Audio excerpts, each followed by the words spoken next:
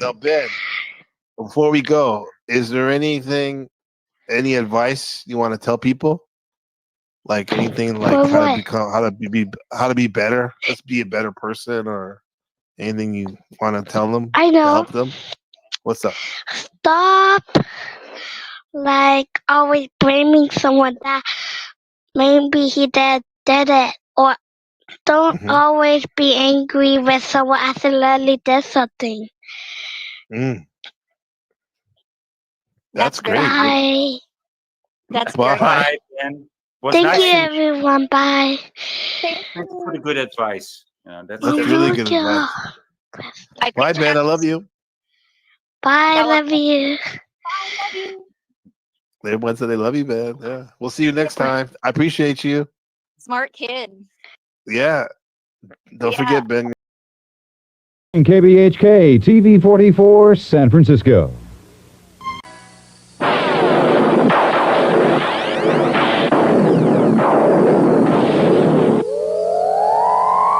From the terrifying universe of the inner mind to the outer reaches of the imagination, we're waiting, poised at the edge of our seats. Time stops as we approach the unknown. Just when we think we're safe, the moment happens, and we... It's Saturday night, time for Gas Theater. Join me, Tom Labrie, for the best in late night fright. Horror, suspense, mystery, science fiction, the supernatural. And now, sit back, relax if you can. You are about to enter the world of NPC the game.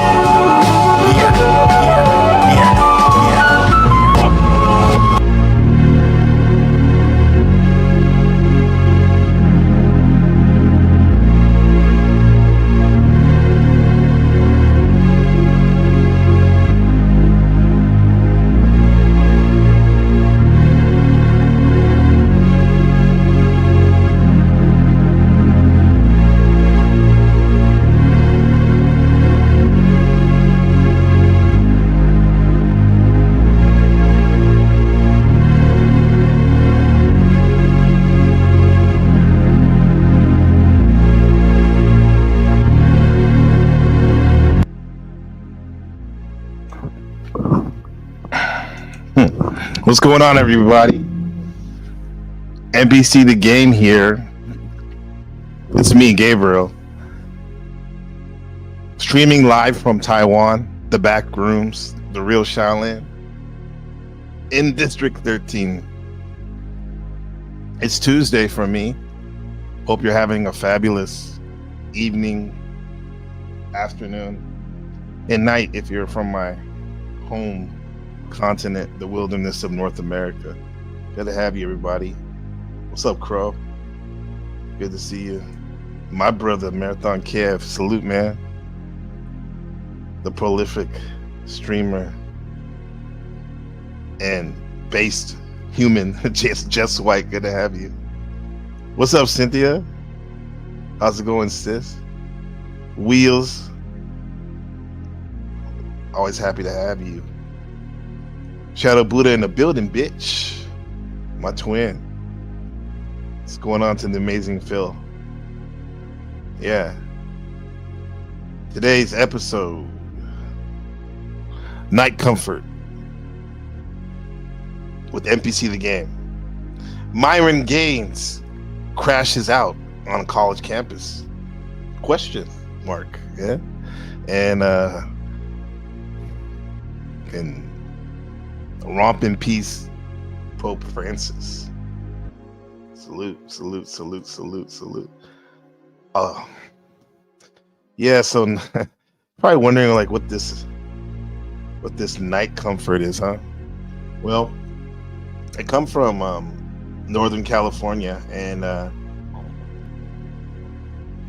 just like any of y'all that live in North America, probably all over the world, there's always some interesting local mom and pop businesses that lace our neighborhoods and communities, and with that comes a lot of interesting promotions from these local establishments, and one of the ones that's caught my eye the last couple of years, and like looking at archival footage, archival content, is this Tom LeBray fellow and his waterbed outlet that was very popular, it seems, in the 70s, in northern California, not the Bay Area. No, Sacramento's not the Bay Area. It's close, but they were out of Northern California, the state capital of our great state. So what is Night Comfort, huh? Well, this is Night Comfort, which was a series of late night movies on TV station 40 in Sacramento, Stockton in the 80s, and Tom LeBray would sponsor it. Right? So let me show you what Night Comfort is.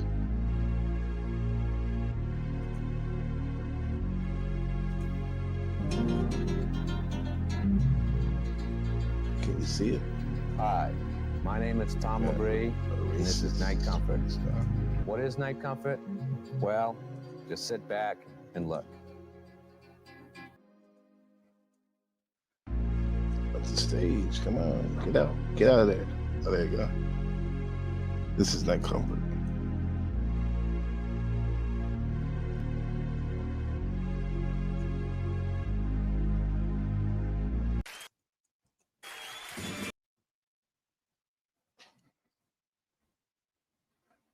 Have you seen that?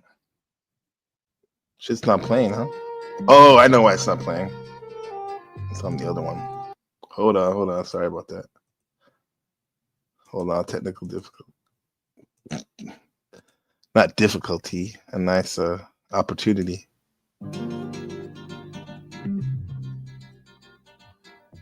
Hi, my name There he is, Tom buddy. LeBray, and this is Night Comfort. What is Night Comfort? Well, just sit back and look.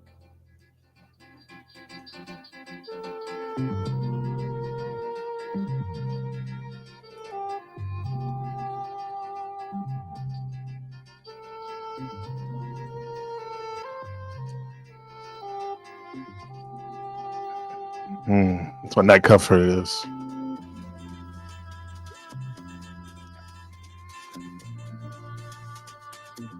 So relaxing.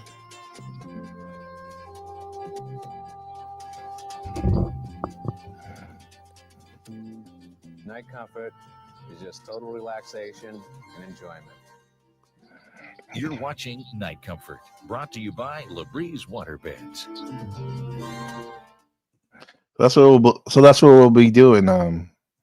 Watching some of these MYRON Gaines on this college campus tour he's on at presently, and where people ask him questions, and MYRON Gaines is. So we'll watch some of his videos, and which are kind of hard. He might be kind of harsh, some of his views, to some of you who are not familiar with him. He's from Fresh and Fit. It's to balance it out with some levity. We'll drop in the sponsor Night Comfort, Tom LeBray, in the Waterbed Warehouse, right? So let me real quick look at the before we do that, look at MYRON's chart real quick. We're in the month of Aries right now, Aries, the ram. Everybody wants to get their point across. Aries mantra is I am, all the ego, which is not a bad thing. It's just that sometimes when everybody knows what they want, they're going for it. It can be a little hectic sometimes. So let me look at MYRON Gaines' birth chart in this month of April. Who I resonate with a lot with what he says. Well, looks like his sun is in Scorpio real quick. Sun's in Scorpio. Sun is like your essence, your consciousness, the core of it. Scorpio is like black or white, no gray area really. Very serious. It tries to go in depth about things. They love who they love to death, and they hate who they hate to their death, until their death. Moon is in Sagittarius. And Moon is like, how you communicate with yourself, your inner workings, your early relationships with your mom. Sagittarius is, the philosopher, the adolescent, always liking to keep it light. Shadow Buddha has that right there. Deep thinking right there. Philosophy. Mercury is how you think and communicate. To Scorpio, once again, harsh, very extreme, life or death. Venus and Scorpio, how you love, how you want to be loved. It's Scorpio again, MYRON. And Mars and Scorpio, how you like your sex, how you get your vitality. Mars, how you go to war. Scorpio, the sergeant of arms in the zodiac. So, and it's Jupiter's in Pisces. Jupiter's how you expand your consciousness. So, and Pisces is very mystical, So that's interesting. Saturn in Cancer, who you love, what you love, your home. Saturn, your structure. Uranus, how you get these aha moments, epiphanies in Libra through social interactions in Libra from MYRON. He has that big show, Fresh and Fit, where he talks to women all day about relationships. Pluto and Libra, your soul group. Pluto, your generational group. Libra, a lot of us people born in the 80s and late 70s, we love our relationships. We're serial monogamous, right? Neptune, illusions and whatnot. Sagittarius, like I said, philosophy. But this guy's heavy Scorpio, heavy Scorpio energy, definitely. I just want to put that out there real quick. Yeah, so we'll get on that, his video. Let me get one more night comfort, man. I can't get enough of this. This night comfort stuff, man. Where's a good one? There we go.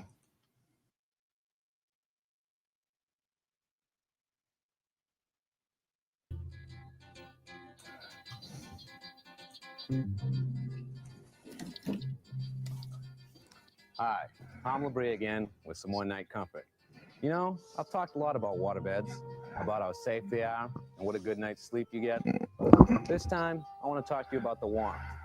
I don't know if it's cold or not where you are, but let me tell you, when the temperature is in the 20s and 30s, and the wind is howling outside, there is nothing like crawling into a heated waterbed. In a conventional bed, all you get are those cold sheets, and it takes a while to get warm. But in a waterbed, it's instant comfort. And of course, with a heater, you can adjust the temperature. A reminder, you're watching the all-night movies on TV 40. And this is Night Comfort, and it's brought to you by Labrie's Waterbeds. That waterbed outlet. There we go. So let's look at this MYRON Gaines. Allegedly, some people think he was crashing out. Other people think he was spitting that fire at the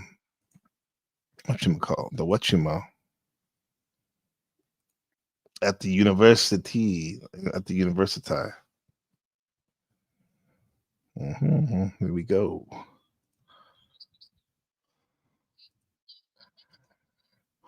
Education professionals.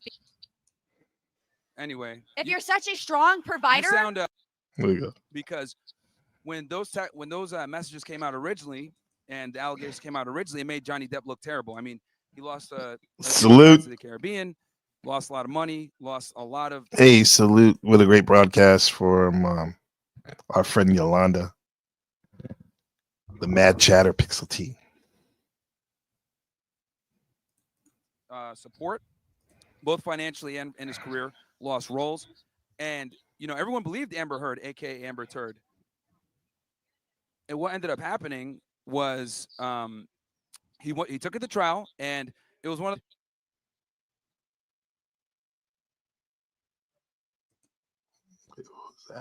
before. Oh, this guy's a misogynist. He's a sexist. Yeah, people were all pissed before, though. Now everybody's scared.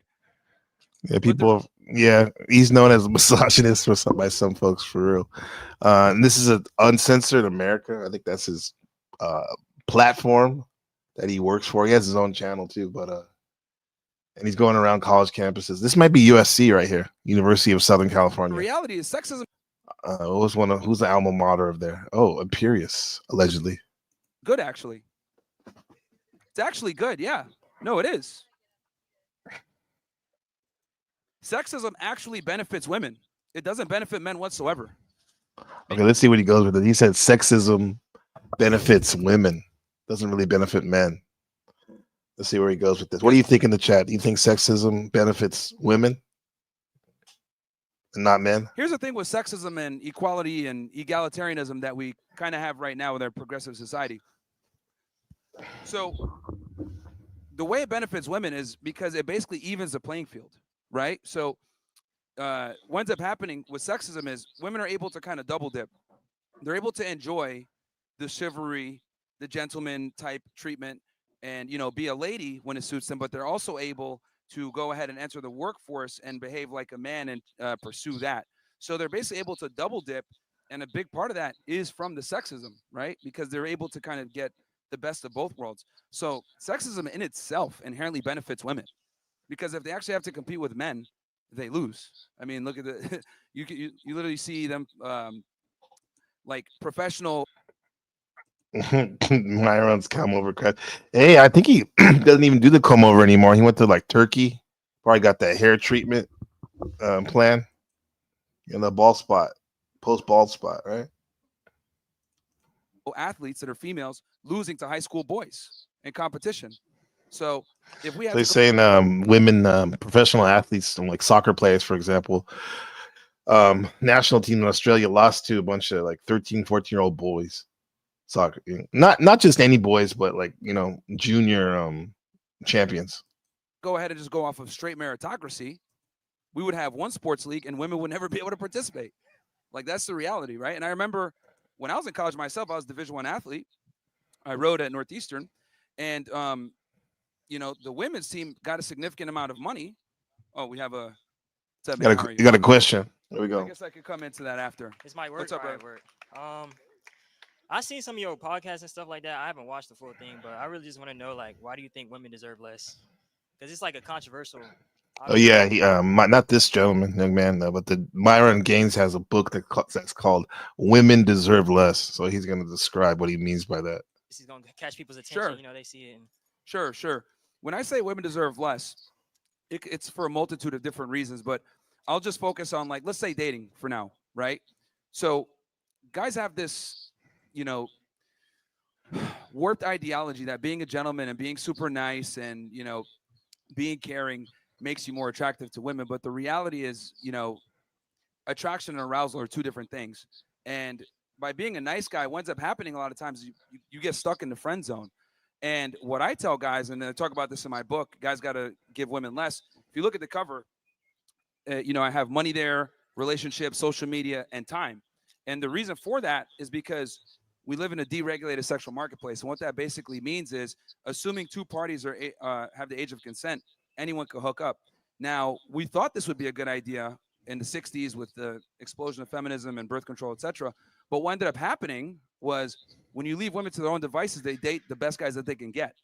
And that problem's been exacerbated as they become more educated and made more money. So it's left a lot of normal guys out of the realm. So what I tell guys. Why is that? Because if women are left to their own devices, because of birth control and whatever what else he said, but anyway, they get freed up, more freedom than they had before in the past. So they're able to really choose who they want in a mate rather than their parents or choose who they're going to have in a mate, arranged or marriage and whatnot.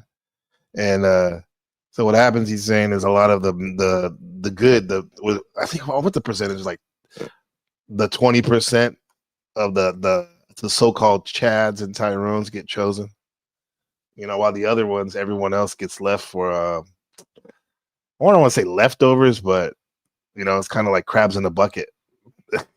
You got to get what you can get, and is that true, chat? What do you think about that? Like, nice guys finish last, he's saying. That's what he was saying in the beginning of that. I find that being a nice guy it definitely can get your foot in the door. However, I don't think it's sustainable, especially nowadays. You got to have something else that backs that.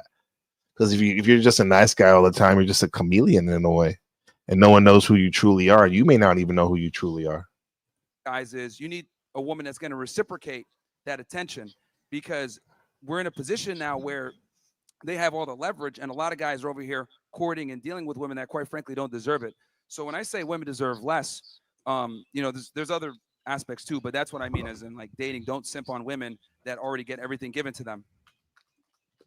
It means like I guess make them earn it. Make in this case women. Everyone should earn your. It should be worthy of your attention and gifts and stuff. For example, yeah, because simping, that word is used a lot loosely a lot of days. But the definition of a simp is someone who gives, and very little is reciprocated. Right. I hope that answers your question. Yeah, isn't that just like a generalization though? Because I feel like it's case specific with every person. Like when you say that, it's like you matching one archetype of man with another archetype of women, and then you making that the case for everybody. That's a big counter argument I hear to the red pill philosophy, basically, or the trope of generalizing people. All women do this, all women do this, all men do this is generalization. Yeah, and people will be like, no, everyone's different. There's nuances to every situation in person, and I get that for sure. But as humans, most of us, we generalize to begin with, like a litmus test on people, right? And we use archetypes, right, to kind of suss out the situation at first, and then then you can zoom in and look at the nuances and whatnot. But people don't like to be generalized. When they want to be seen, especially Americans, I would say, they want to be known as the individual. They're specially unique. Well, I think the world operates on generalities, right? There's a reason why Braille isn't everywhere, because there's not that many blind people, right? So, in general, being a nice guy is going to set you back. Now, are there some girls out What's there up, that Leopard? will reward you and give you sex and a blowjob for being a nice guy? Sure. But the reality is being a nice guy typically always puts you on your back foot.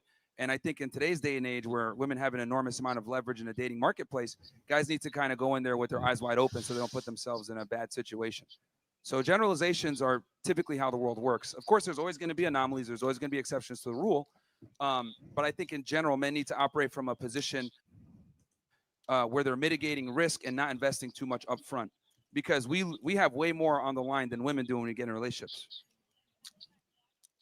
So you say like, Philip with a comment. It doesn't matter what a guy is, as long as he's a protector or supporter. Yeah, for sure. Sheepdog, not just in relationships. Some of us, we go to the coffee shop, we set our back face, our facing forward to the door, in order to mitigate situations that might pop up, like sheepdog. So especially in a relationship, you got to do that for sure. Be a protector. Shout out Buddha with a comment. I would say it was the internet and growing tech industries in the 90s and early 2000s, where women had more options to meet men rather than meeting Joe Smo at the Piggly Wiggly, right? It opened up the whole county, the whole state, the whole country, the whole world was opened up with Twitter, Tinder and whatnot. Yeah. Even Instagram and Snapchat and all that. Like your men were now competing with not only the people in your city, but now the whole world. And even when you are with a woman as a couple, if they're, and I guess the man too as well, if they're like still flaunting themselves on social media, they're kind of like having a for sale sign on them, right? Like sex, do you think that's the end goal of a relationship? Like, where do you view that? Well, it's the main agency that women have. He said sex is your main goal to sex. Well, he said it's the main agency, the main leverage point women have. Women control sex, they say. They red pillars. Women control sex, men control relationships. Don't give them that agency though. If you have like different priorities, generally, like the man or the woman? The man. Okay, what do you mean by that? If you can kind of like, if you don't go into a relationship just expecting to get that out of it, then there's really no leverage there if that's not something you really want out of that person. Well, a lot of the time that's cope, right? So like guys will sit there and they'll be taking a girl on her seventh date. They've been talking for like 3, 4, 5 months, 6 months, and they'll sit there and cope, be like, oh no, like I'm just building something up. But the reality is she's fucking some other guy, right? and the reality is that men need to understand that women, right? They sell purity, they sell sugar and spice and everything nice. But what will happen is they'll open themselves up sexually to the men that they respect and are aroused by, and then make the nice guy wait, right? And they're able to kind of double dip doing that. So I think with guys, they got to basically push for sex fairly quickly in a relationship to ensure that they're not getting used. I guess with anything you'd want to tell people up front if you, it was like, well, it sounds like a transactional relationship, what he's saying, but like, if that's what you want, which most guys do, at least the ones I hang out with, that's what they want if they're single, right? When they're talking to a woman, right? It's different if you have like a girlfriend or a wife, but in terms of like if you're dating and single, most of the men that like I've hanged out with, like, you know, that's important. That's one of the most important things, you know. And sometimes if you don't make that clear with some people, some women, they might not even like you in that way, but you know, yet they keep them around, knowing that the man, that's a top priority to get, you know, different things from him and whatnot. I get it, you know. Everyone wants something from somebody almost. Hopefully it's kindness, you know. I think because that is their main. I mean, just let's be honest here. Like that is their main commodity, their main agency. Like if women didn't have vaginas, we wouldn't care. No one would talk to them. I wouldn't say that because that's like half the population. You just like dehumanizing half the population with that statement. I mean, it's not necessarily dehumanizing. It's just giving a specific role to them, to the male and the female. I mean, well, it's the reality. We're put on Earth to procreate, correct? So men, our job is to provide resources. Their job is to extract resources, and it's been this way since the beginning of time. Do you agree with that, chat? I don't keep pausing. This is a lot of stuff going on. Do you believe that? Do you think that the main role of humans is to procreate? Right.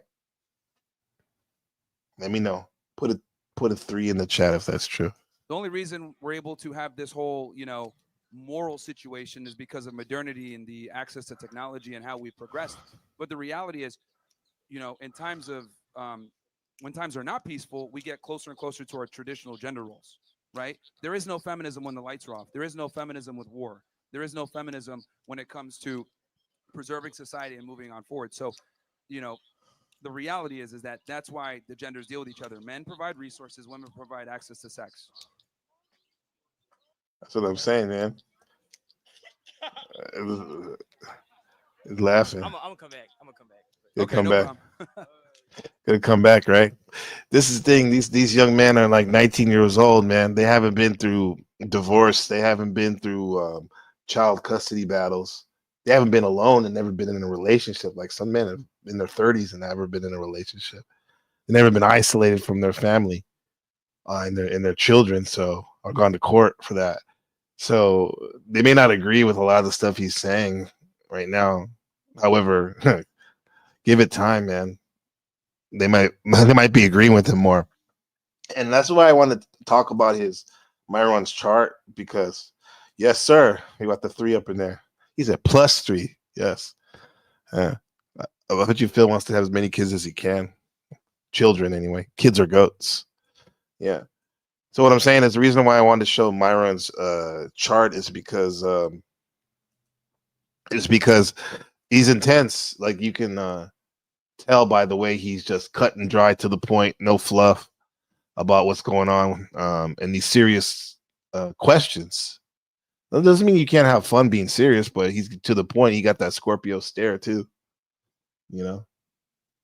Shout out to everyone born November 14th, like my cousin Katrina out there in the wilderness, North America. So yeah, you know, we're doing this male-female relationship episode dynamics. So, but we're also doing the fun sponsored Night Comfort, Tom LeBray. So I think it's about that time, y'all. I think it's about that time.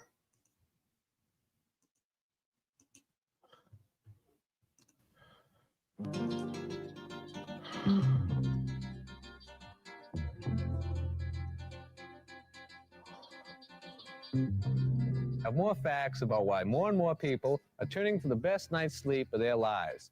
Waterbeds are definitely no longer a fad. More than 1 million people bought one last year. And like I've told you before, more and more hospitals are buying them because patients rest more comfortably and require less care.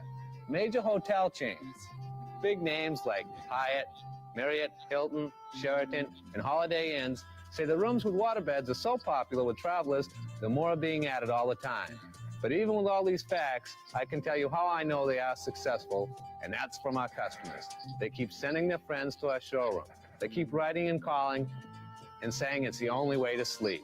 So come by and see us. You're watching Night Comfort, brought to you by LaBreeze Waterbeds. Is that him? That I think that's him on the silhouette with his main squeeze or something, or a side chick. Shout out to Tom LeBray. It's back to MYRON. Yeah, thank you for coming up, though, man. It's brave to do that. So shout out to you. And you when you come back up, say your name. Dude, that's a Scorpio shit. Like will fucking like take you to town and like break you down and maybe like desecrate you. Not just because for the sake of the truth, because that's the top priority. However, on the other end of that spectrum, that polarity will be kind and loving. He'd be like, you see him, he's like, yeah, man. Next time, say your name, man, so we know who you really are, the interpersonal relationship, and giving them props, like giving him his flowers. That's brave, man. And look, that young man was only 19 years old, going against like fucking this dude destroys people. Hi. Hey, so I really think your ideology is interesting. Okay. How do I apply it to my lesbian relationships? Oh, okay. Okay. That's funny. That's interesting, yeah.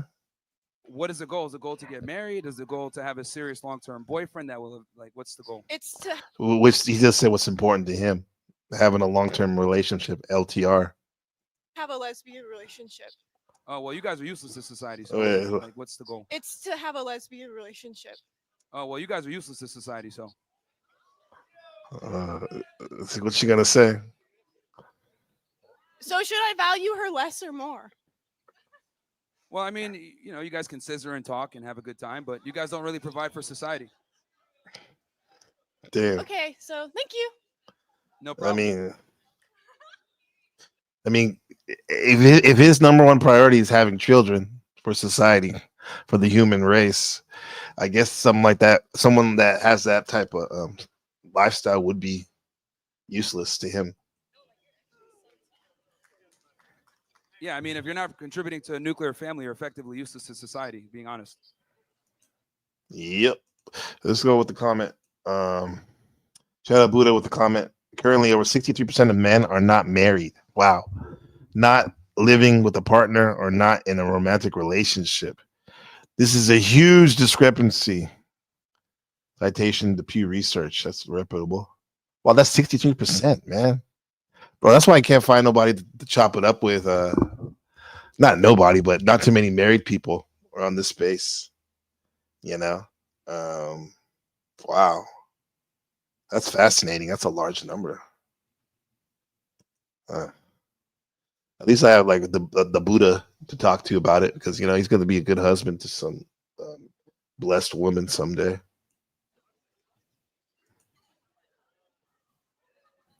Also, I don't think lesbianism is real. I think it's just confusion a lot of the times. Okay, he said lesbianism is real, not real. I heard Zerka say that before. What do you guys think in the chat?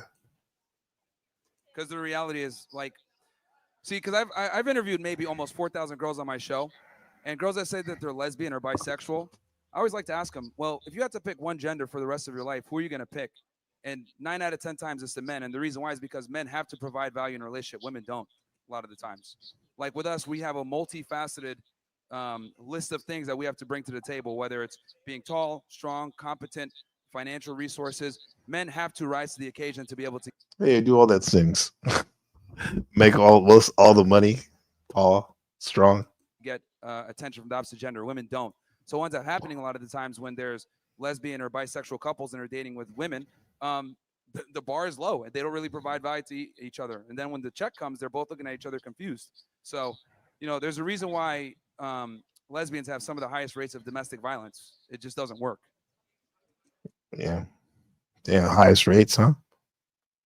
And what I've heard that term also, lesbian deathbed, where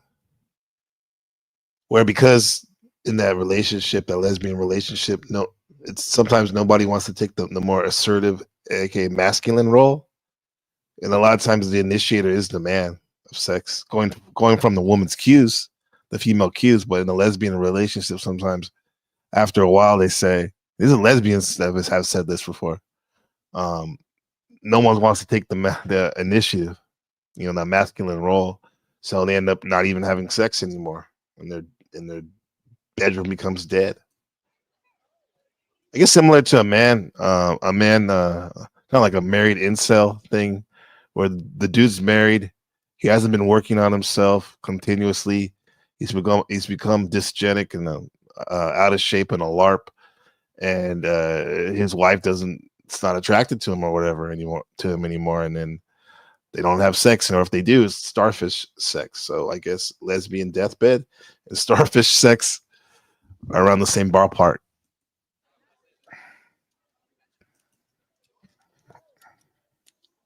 Hey, I'm back. I got another question. Sure. So You want to He's introduce back. yourself to the people or not? Oh, my name is Caleb. I'm a civil engineer major. What's up, freshman. Caleb? Welcome. Yeah. Where are you from, bro? How old are you? I'm from Fort Mill, South Carolina. I'm 19. Okay. Yeah. So you said So he got his friend filming. Is she in the friend zone? it like going into a relationship or dating with a woman, not expecting sex is like cope.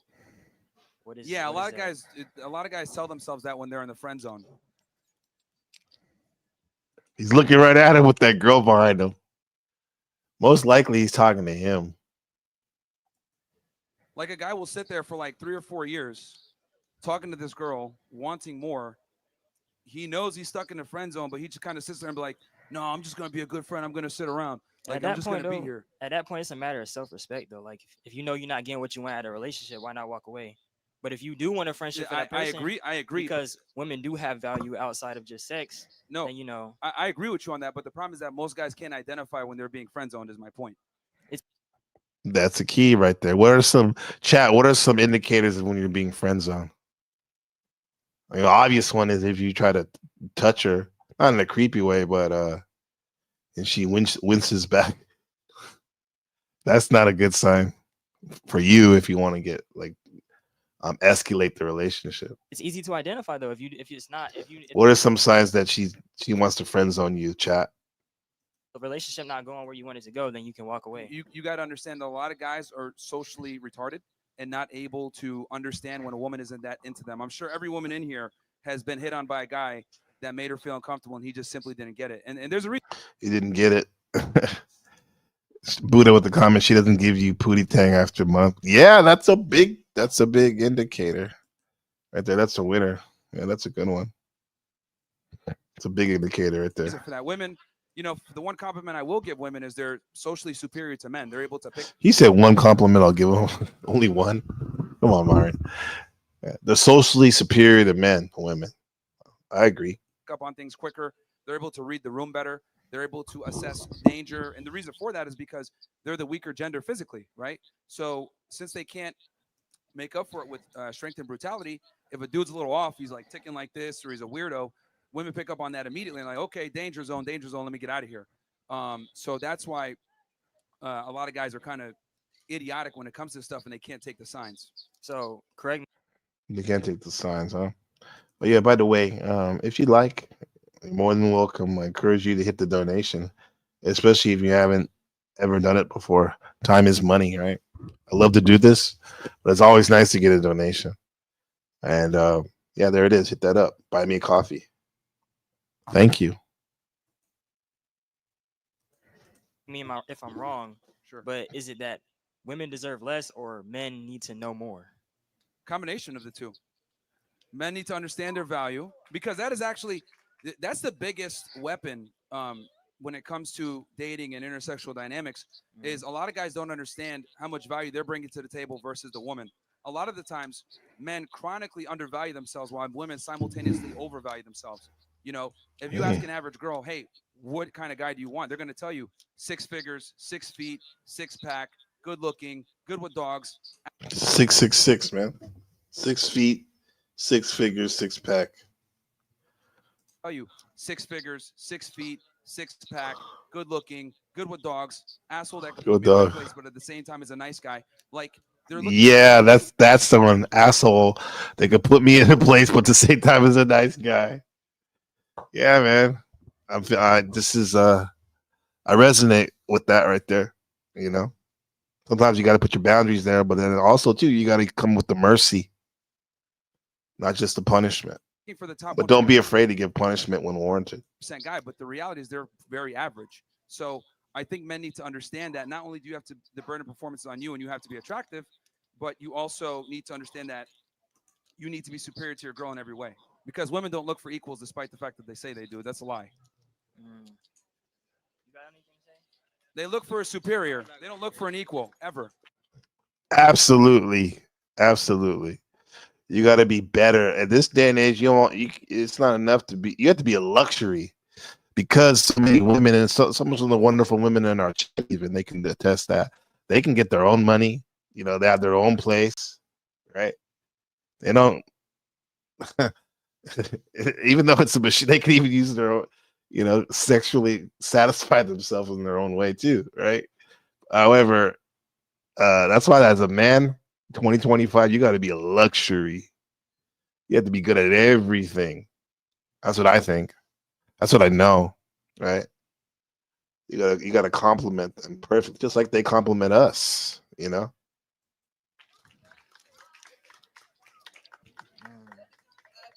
So by me giving her less, I'm actually giving her what she wants. Surprisingly. Yep, that's what she I wouldn't wants. say that's like giving less though. And when you say women deserve less, it's like I don't know. Yeah, they do. And the thing is that you have to make them earn everything. Bro, what's up with this panel verse, man? I'm getting ding, ding, ding. Some folks, they go on live like fucking more than 2 times in a 24-hour period, bro. Relax, calm your tits. Jeez, man. And everybody streaming on top of each other. One of us can come on, we can come over to each other's and build. If it's that serious. Shadow Buddha with a comment. NPC, like we talked about, Fresh and Fit and other modern red pill coaches took black pill concepts, money, status, looks.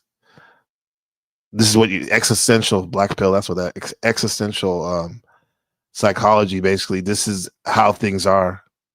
Mixed with evolutionary psychology. Some things you cannot change, which is the core of a red pill. Was looks, money, height, and status, and adapted it to their own program without acknowledging the black pill.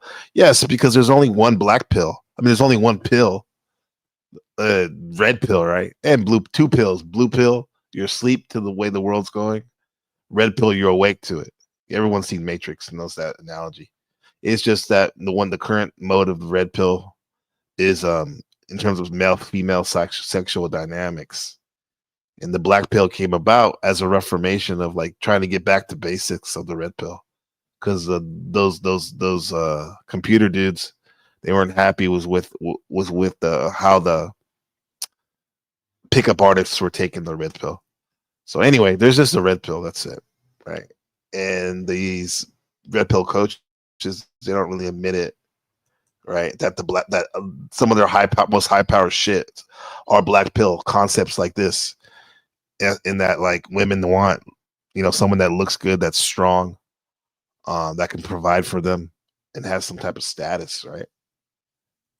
Because when guys come in, they start simping immediately. They start giving her money, time, attention, all this stuff. She takes that for granted. Surprisingly. I wouldn't say that's like giving less though. And when you say women deserve less, it's like I don't know. Yeah, they do. And the thing is that you have to make them earn everything. Because when guys come in, they start simping immediately. They start giving her money, time, attention, all this stuff. She takes that for granted. She doesn't respect it. Yeah, because as a man, and your attention is everything, man. That's priceless. As a woman too, but who you giving attention is very, very important, because You don't want to give your attention to someone that's displaying bad behavior in front of you, negativity. You want to reward good behavior with your attention. That's better than any gift you can buy to her for her. And if she doesn't respect it, she's not going to respect you. Okay, and here's the other thing too. Since women have so many options, and this has been exacerbated by social media, by the way.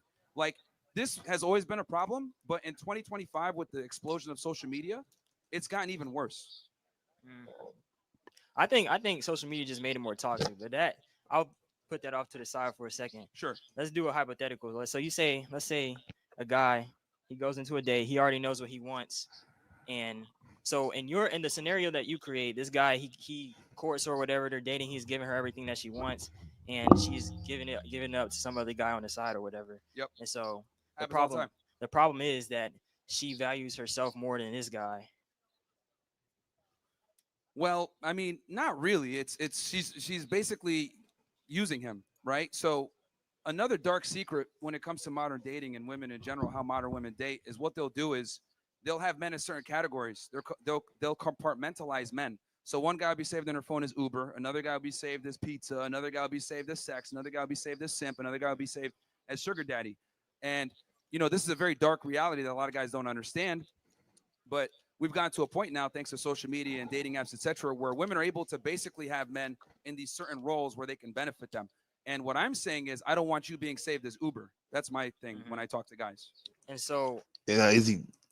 At that point, why is the lesson not? Is he now, Shadow Buddha? Is he? You say he's capping, or is he caping? Captain Saberhole. Yeah, he does seem to be. Yeah, like I said, these guys are young, man. They haven't been through it yet. How to have self-respect as a man instead of like attacking women. Well, here's the thing. In order for you to have self-respect, you must give them less. That's not how self-respect works, though. No. You can value yourself, but without tearing someone else down. Well, you're not tearing her down. You're just mitigating risk and not giving her everything up front. You're making her earn it. See, I find it interesting that women will sit there and have these super high standards, right? And when you make them work for your validation and your attention, that's looked at as misogynistic. But when women do it, it's looked at as having high standards. Do you notice that? Double standard? There's a bit of a double standard. What do you think, Chad? Is that a double standard? Now, I really appreciate Buddha and Phil in the chat participating, but come on, play along at home. Are you there? You sitting on your hands? Especially if you're a dude, man. Like, what do you think about this? Do you disagree? What's going on? Do you agree? Do you have a question? So in other words, I've never experienced that personally. Well, that's you, man. I mean, you might be better with the girls than other guys, but most men struggle in this situation. Yeah. See? Yeah, you got to remember, man, the average guy is struggling. Like, you might be a smooth talker or whatever. I can see that you're an eloquent young man. Thank you. But a lot of guys don't have that skill set, So. They don't. That's why I didn't really get the black. I knew the black pill since I was in elementary. I was always the tallest person in class, man. So I was kind of popular, right? So when I did meet some guys that weren't the tallest person in class years later, aka black pillars, yeah, I heard their stories. I was like, I can't really relate to what they're saying. However, I can emphasize with them, So yeah. Well, I mean, I think a lot of this, like the dating philosophy in this time is really like spitting game, and it's really technical. But the video's low. Really? Put a 1 in the chat if the video's low. That's strange because it's all the way up to the top for me on this on the YouTube. Put a 1 in the chat if the video's low, please. Thanks, Kevin. I think a lot of it is just connection. So when you actually look for that in somebody, then you can get rid of everything else. Yeah, it doesn't become a competition thing, or a thing of leverage or anything. Here's the thing you got to remember. Like, when it comes to like connection, remember that like 90% of guys can't even get the connection in the first place. It's just a conversation, though. But you're not going to have the conversation if she doesn't find you attractive up front. So like whenever women talk about like men that they like or whatever, or like what they're looking for, or the personality traits he's supposed to have, they're talking from the frame of they assume attraction. They assume he's already 6 feet tall.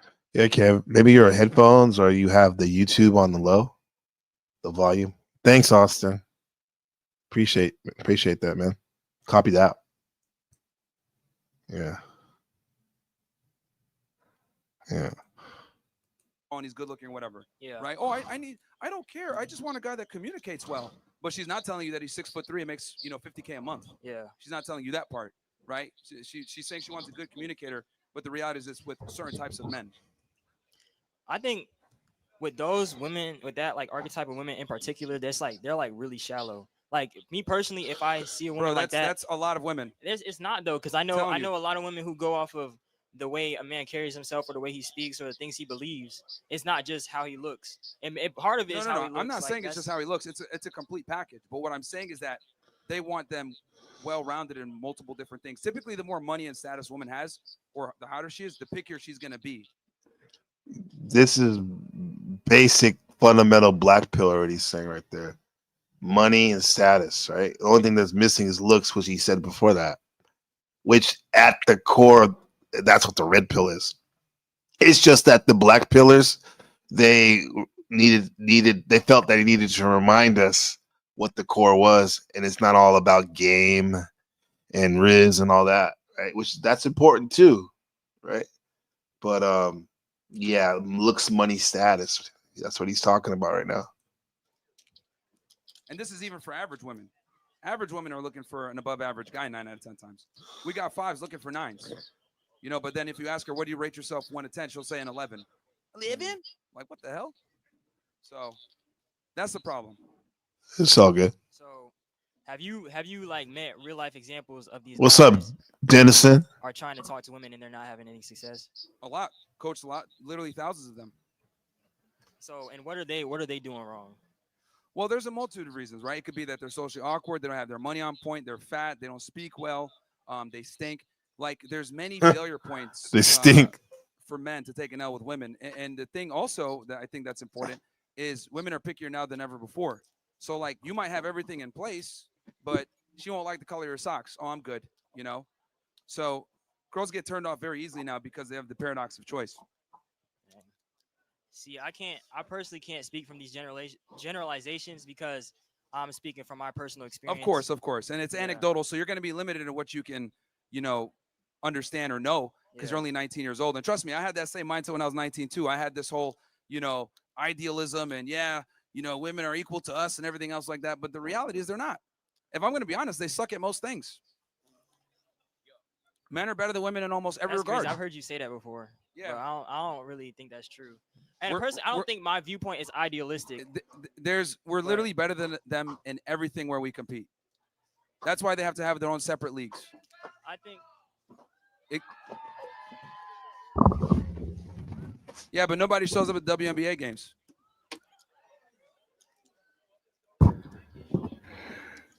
The WNBA is. We gotta rewind that real quick. I had to step out for a sec. I'm about to drop the link in a second after this promo. Get most things. Men are better than women in almost every regard. Crazy. I've heard you say that before. Yeah, but I don't really think that's true. And personally, I don't think my viewpoint is idealistic. We're literally better than them in everything where we compete. That's why they have to have their own separate leagues. I think. Yeah, but nobody shows up at WNBA games. Holy shit. I mean, if there was nothing else to watch, maybe I'd watch that. Or my daughter played. The WNBA is literally subsidized by the NBA, right? It's like we like champion mediocrity from females just because we want to be equal, right? I think we got double standards in gender roles because men and women are good at different things. Not that men are better than this or women suck at this. Like we have different things that we're inclined to. Why is it so hard to say like this person is better than this person, right? This person is a better presenter online, on live stream. This person is better with their visual videos. This person's a kinder person. This person's good at giving people reality checks, even if they are harsh, We do it for individuals, but I guess people don't like I said earlier, they don't like to be grouped together and generalized. They want to be an individual. I mean, unique.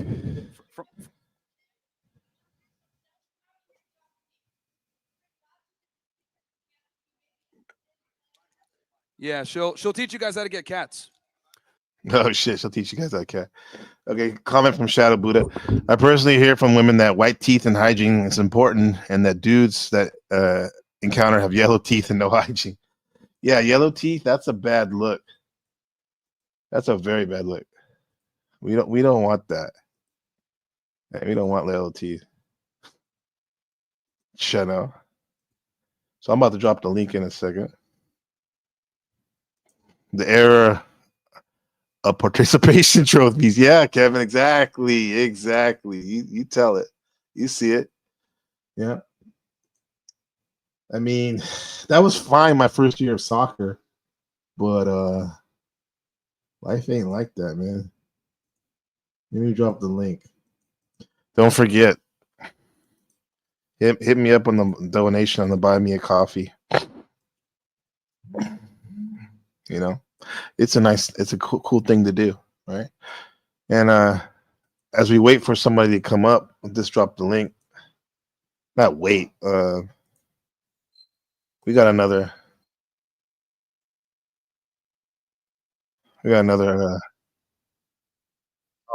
LeBray waterbed outlet. Yeah. Oh, you got a message. This is a good one. He has a message to the single girls. All right. Let's see what he has to say. Message to the single ladies.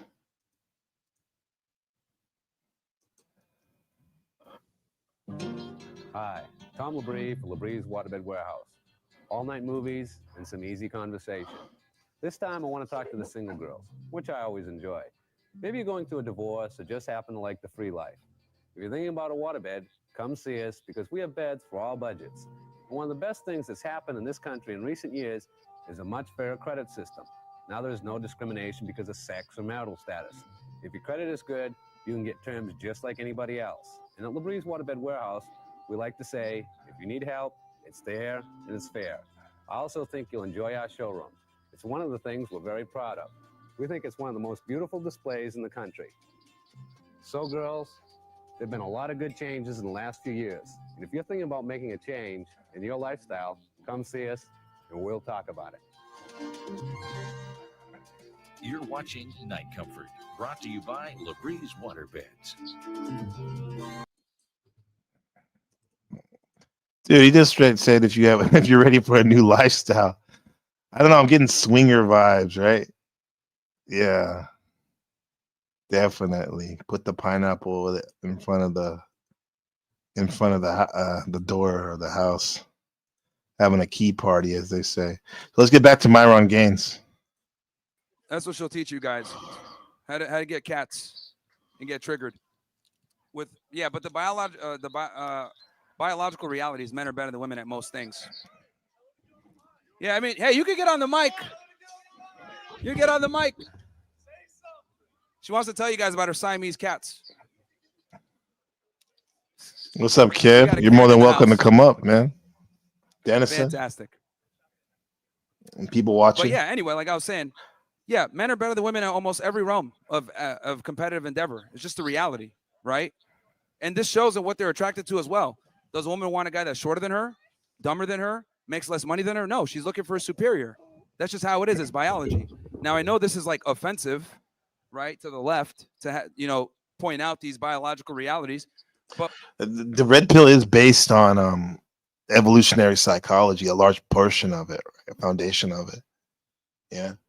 I think the things, I mean, rationally, what he's saying makes sense. I guess it seems harsh because we do have that consensus reality mainstream presentation of these subjects he's talking about, but it's done more from that metaphor like Kevin was using about the participation trophy.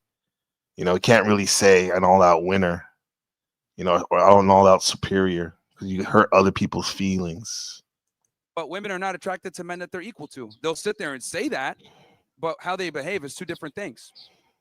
So, what's up, man? How are you? What's your name? Hi, how are you? My name is Trey. It's nice to meet you. How are you, Trey?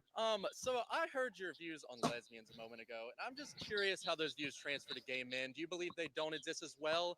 Because you did say that lesbian relationships cannot exist because men are more multifaceted than women.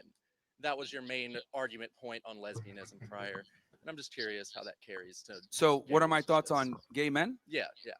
Well, you guys are kind of useless to society too. Fair, yeah. I am pretty damn useless. You know, but not like- because I'm not having kids, well- just because I'm crazy. Self-deprecating humor.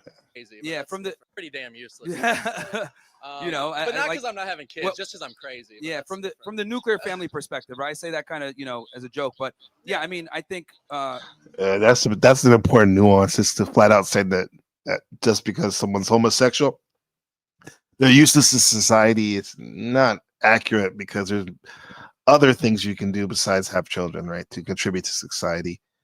Name some in the chat if you can. Yeah.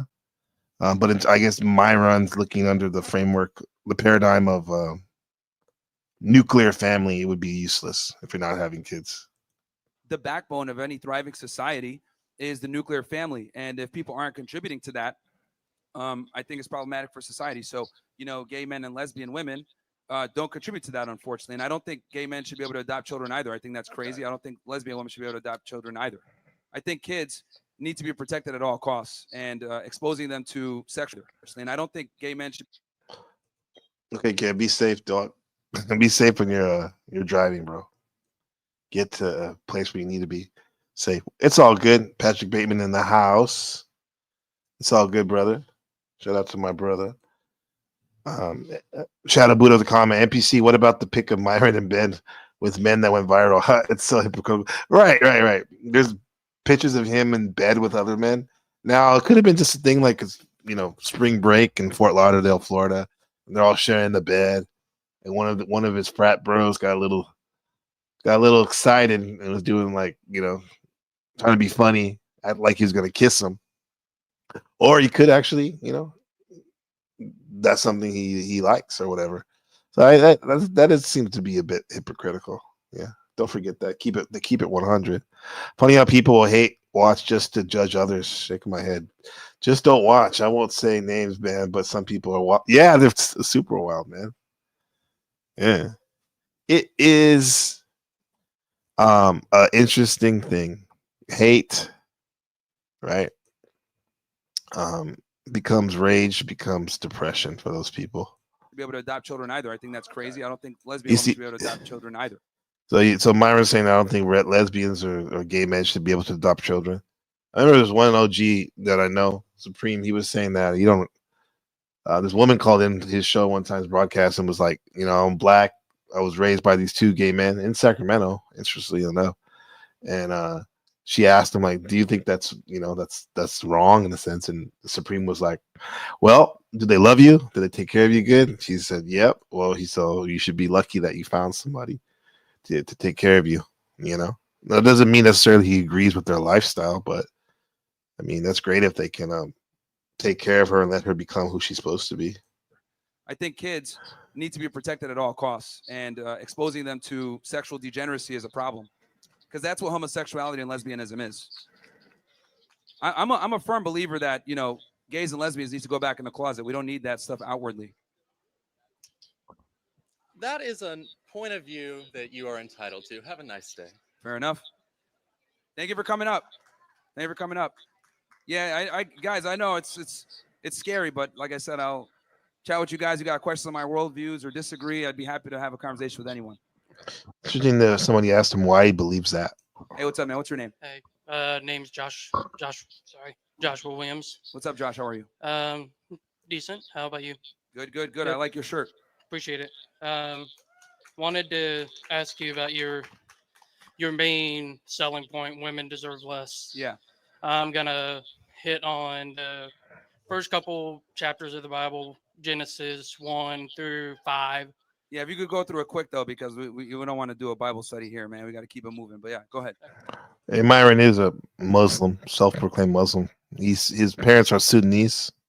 I personally believe that if we can that the Bible is the center point of all life because it is God's divine word, and that the shirt only Jesus. When you focus on Jesus and you have Jesus centered on everything, not necessarily Jesus first, but Jesus centered, everything is going to change. Your whole life is going to change. Your whole ideology is going to change everything. So I want to focus on Jesus's creation, his perfect creation, when he created male and female. When you see all of his other creation, he says that he saw that You say Jesus created male and female? Only God did. Even though that some say that Jesus was God. the day and night he saw good, he saw it well. But when he talks about creation, man and female, he says it is very good. He takes it to another level that humankind, that his creation of man and woman is much different than the rest of his creation, and that they are created in God's image. So, being that they're both created in God's image, both. Yeah, that's what I was saying. That's what I was saying, Kevin. Marathon Kev, Jesus didn't do that, my boy. Yeah.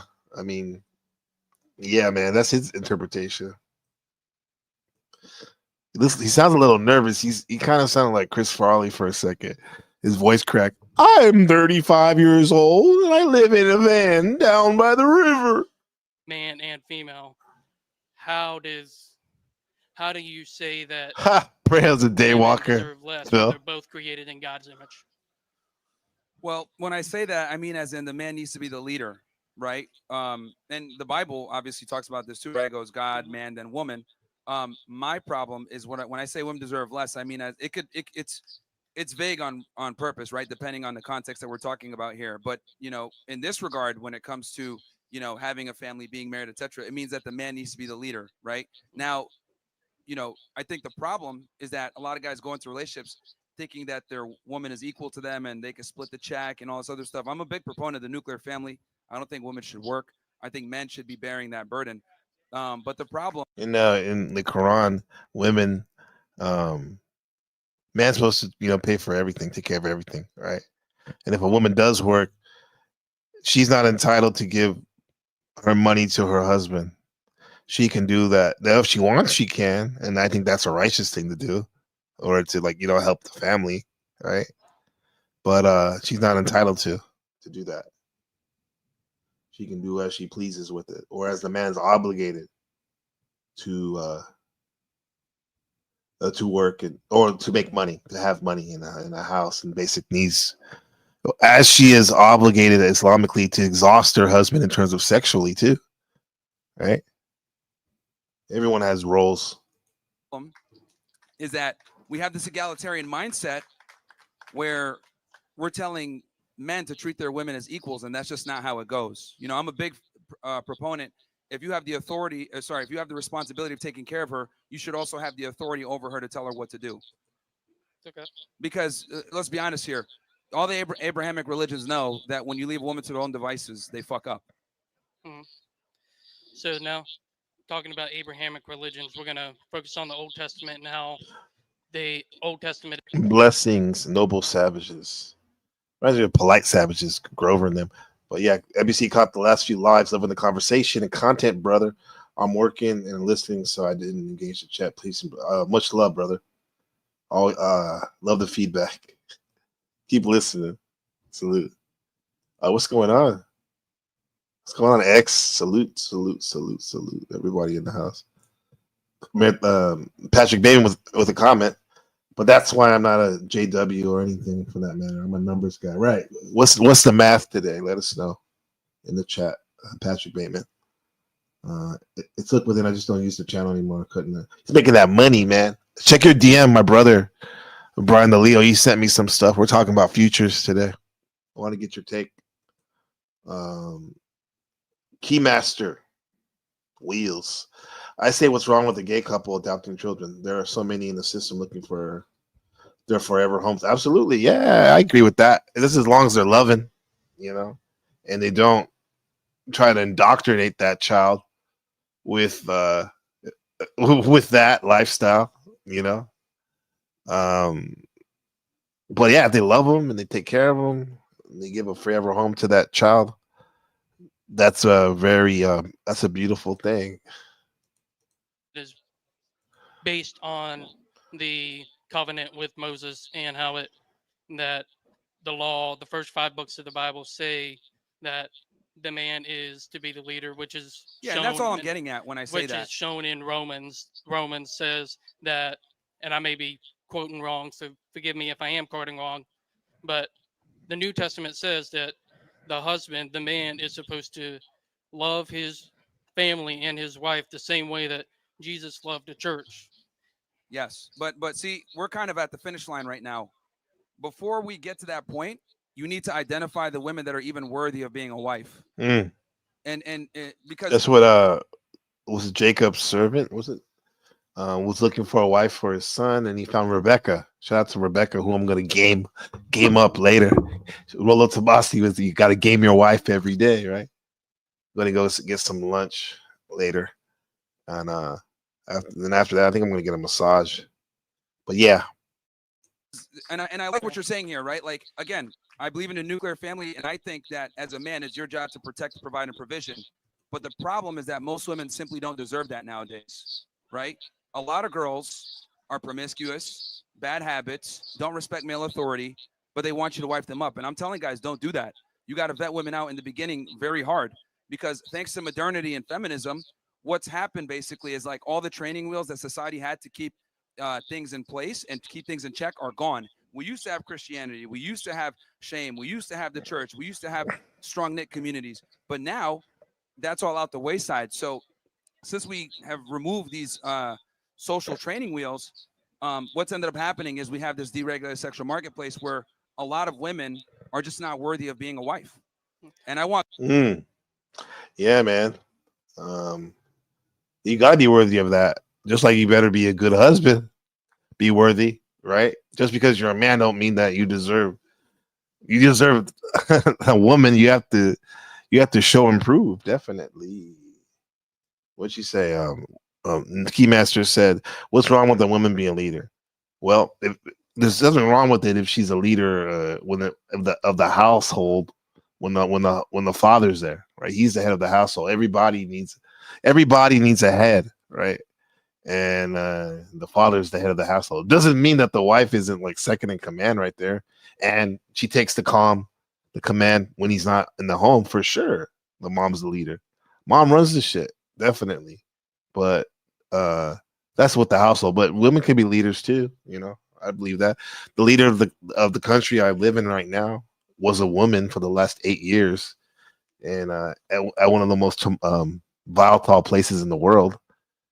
Shout out to the former president, Ty One, right? She didn't get us into war, right? Now we have a man, but as a president, so yeah, women can be leaders for sure. But I think he's talking about the household. Yeah. Shout out to the futures training. Let's do it. It's your day today, right? 28. It's 28-5. It's my day, bro. Yeah, money day for sure. I got paid yesterday. Woo! A lot of money. 28 money day. I want guys to focus on like when you do identify the woman that's worthy of being your wife, then obviously you give her the world. I'm not saying not to give her everything, but she has to earn that. And that's the problem is that we just think that girls should get things for having a vagina. And I'm here to say like, no. And I would say to not necessarily add on, but just add on to my point. I say with women that may be deemed as not wife material, I personally feel that that's when you get down on your knees, you pray, and you say, Jesus, help these people. That Yeah, we don't, you can pray for them. It's just the same way that when Jesus died on the cross, he said, Father, forgive them. They don't know what they're doing. Yeah, look, you could pray for them, but my thing is, let's be honest here, man. Jesus can't even save a lot of these hoes. What makes you think you're going to do it? Damn. So, damn. That's the reality. I just feel like I never want to lose hope on humanity because once you lose hope in humanity, that's when things start No, going. pray for them. But what I'm saying is, you down. don't have to invite that to your house. Hope is dope. Yeah, definitely. Just like you don't have to hang out with anyone just because they'll hang out with you. Bring them to your house. If they're toxic, you probably should stay away, right? Just because a girl likes you, for example, or if you're a woman, the dude likes you, don't mean you have to be with him, especially if he's like a degenerate or just about nothing. To destroy your household. Pray for her, but like don't let her look. One of the worst things a man can do, and this is going to be taboo, but I'm going to say it. One of the worst things you could do is wife up a whore.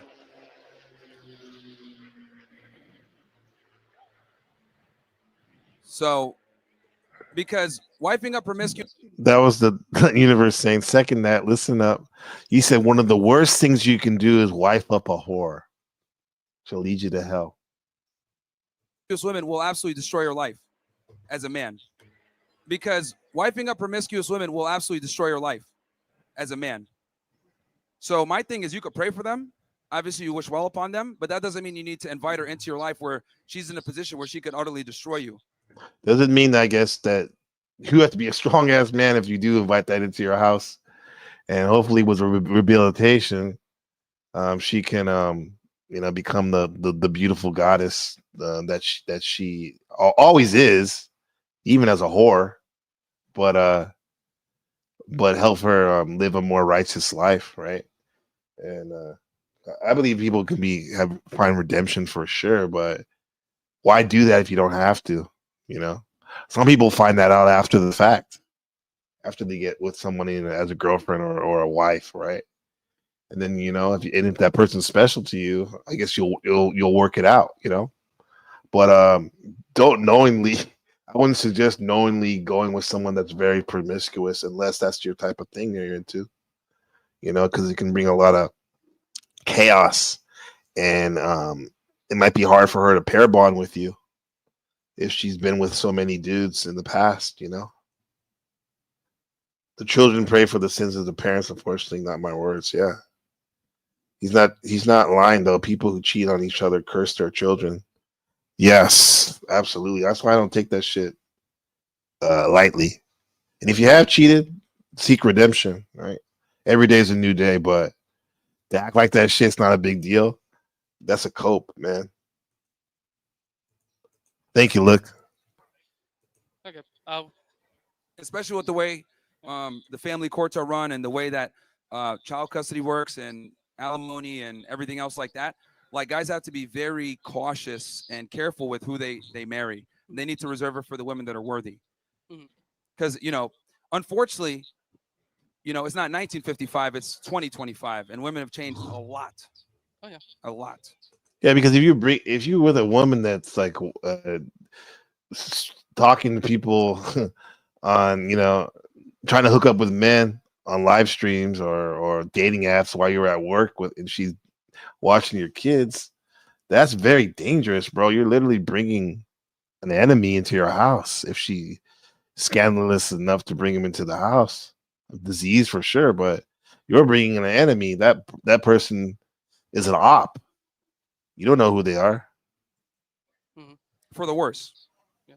I think that just comes back to once you have your family, once you have the wife that God has Facts, set atonement, and for redemption. you, Marathon kid. that's when you lay down the law and you say, "As for me and my house, we will serve the Lord." I agree.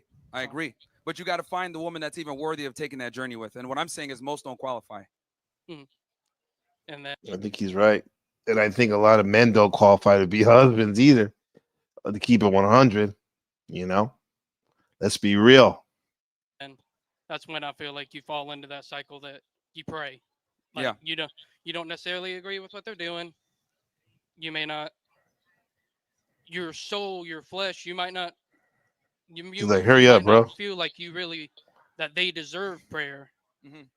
But when you are focused on God and you focus on Jesus, Jesus will lead you to pray for these people. And it may not change, but when you hold out hope and you pray, you change as a person and people around you see that. And Praise they recognize be. that you're different. Fair enough. All right. Yeah. Anybody else? Thank you. No worries, man. Thank you.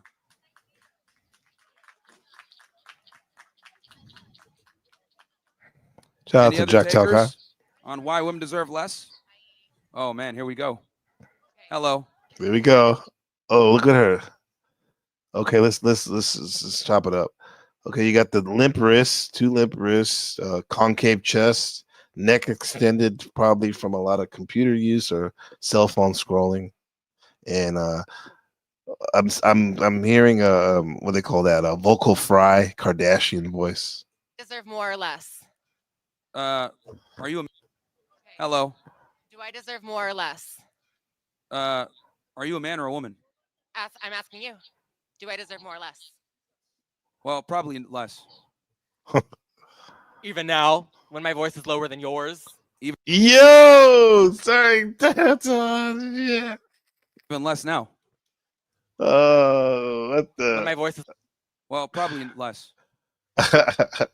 even now, when my voice is lower than yours. Even less now.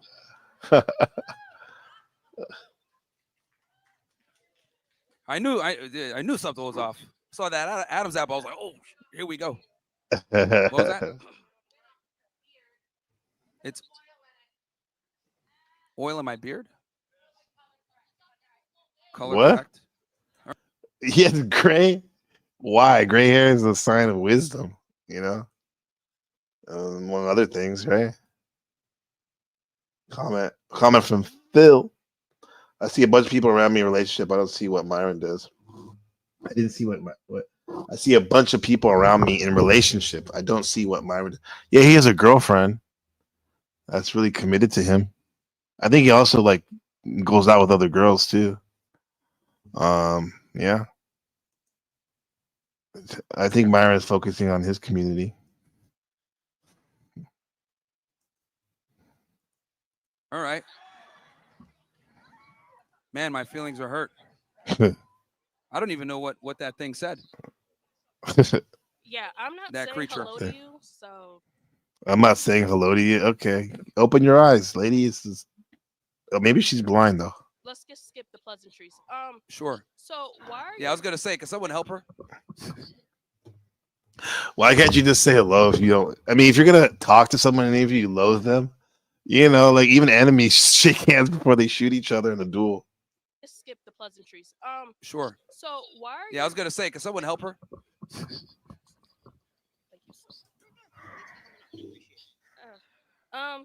So are your views on women based on data or personal rejection? Good question. Here we go. The whole you're an incel thing. Okay. Because on a podcast about 2 months ago, didn't you just say you got your first girlfriend and you're like 30? Wow, she really thinks that's a known. Number one, I've had a girlfriend now for a few years, not 2 months. And it's an open relationship. I do what I want, and she's closed on her end. That's a Okay. I'm about to say, hopefully it's close on her end. Because there are some guys, just some of these dating coaches there. Red pill dudes, Alex playing with fire. He's like, it's open on only on my end. When some guys they did a whatchamacallit, a little deep dive, and they got the it seemed like it wasn't open on the other end. So anyway, I thought that was funny. embarrassing. Number one, I've had a girlfriend now for a few years, not 2 months. And it's an open relationship. I do what I want, and she's closed on her end. That's embarrassing. That's embarrassing, huh? Yeah. Oh, look at all the people here going crazy.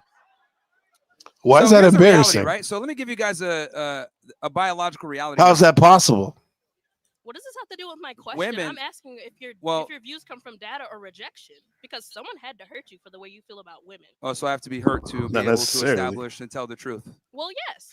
Well, I mean, there is something called red pill rage where a lot of gentlemen got dogged out by a woman, or let themselves get dogged out by a woman in a relationship, and they got this angry. They got angry at all women, right? That's a thing, actually. But usually it's a stage of awakening. You're not supposed to stay in that stage Who wants to be angry all the time, right? That's interesting. Sorta, kinda. Was it your mom? No, actually, you know what's funny? It was my mom that warned me about these hoes. Mm. Yeah. Oh, What does this have to do with my question? Women- I'm asking if your views come from data or rejection, because someone had to hurt you for the way you feel about women. oh, so I have to be hurt to be able to establish and tell the truth. Well, yes. That's interesting. Sorta, kinda. Was it your mom? No, actually, you know what's funny? It was my mom that warned me about these hoes. Mm. Yeah. It was actually my mom. So you and your mom are birds. Me and my mom are birds? Yeah, bird brains. All right, interesting. Do you actually have an argument, or do you just want to make ad hominems? No, I'm just asking questions. You have yet to answer my question. Well, it Is sounded more like a based on- statement since we're both birds, right? Well, are your views based on data or personal rejection? Yeah, they're based on data, obviously experience, anecdotal, talking with almost 4,000 women now at this point.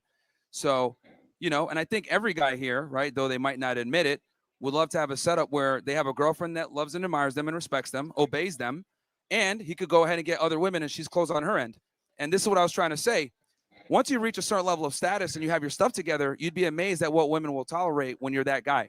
So I want every guy to be at a point where if you want to be monogamous to your woman, you can, but if you also want to have other women, you can. And that's what I think keeps you attractive, because women only get in line when you have other women in line.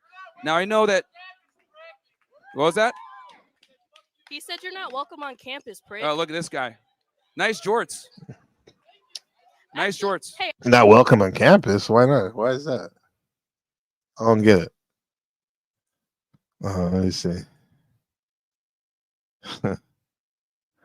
Just White with a comment. Red pill sucks. Okay, well, why do you think it sucks? Red pill. Let's see. Maybe you said right here. Red pill BS is dumb as fuck. Why is it dumb as fuck? Give me a reason. Come on, help me out. Red pill can be as bad as the feminists they talk about. Okay, I mean, red pill is there's very nuanced things to it, right? What do you mean? Red pill. First of all, for people who don't know, red pill came from everyone knows the Matrix, right? You know, you take the blue pill, you go to your sleep, you don't know what's really going on. You take the red pill, you're awake to the way the world really is, right? And that's what red pill is. Now there are people who propagate red pill that's popular now in terms of male female social dynamics, right? That's probably what we're talking about right now, right? Meaning that if you're a red pill male female social dynamics, sexual dynamics, you know things, you see things for how they really are, not what the mainstream tells you to, which is a lot of times is false. Now you could say maybe that some people who share that message are BS because of this, that, and the other, but just to say red pill sucks, that's I just so cringe when people say I need some receipts. But yeah, man, give me some evidence, Jess. Let me know why it sucks so much. Or when I find that actually it's a good antidote sometimes when people are in that blue pill relationship getting dog walked by their partner.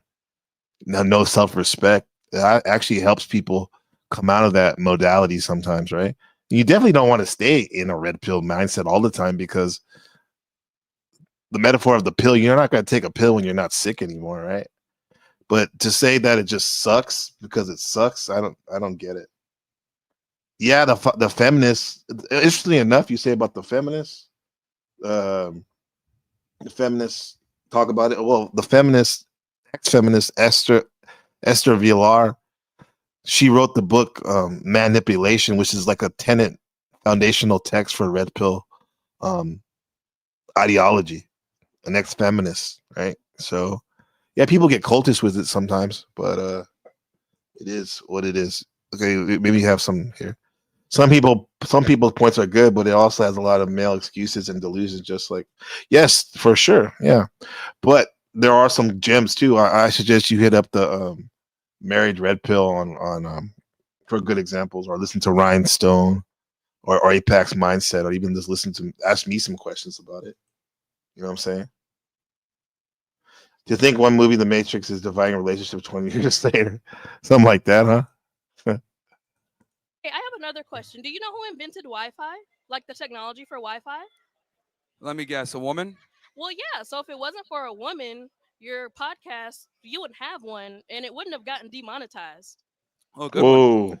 Yeah. So here's the thing. We do direct connect on our pod. So I don't care. Wi-Fi is. Oh, now it's I don't care. Okay, great. Hello, sir. Make sure to hit the gym as well.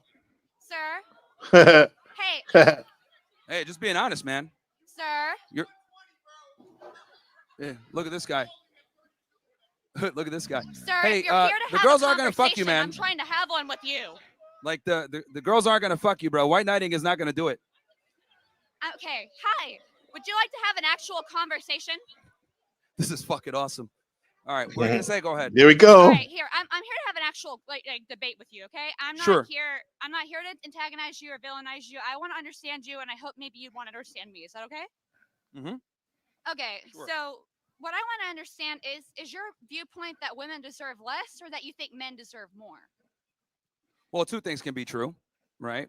Okay. So I think guys need to be in a position where they are the dominant and the leader in the relationship.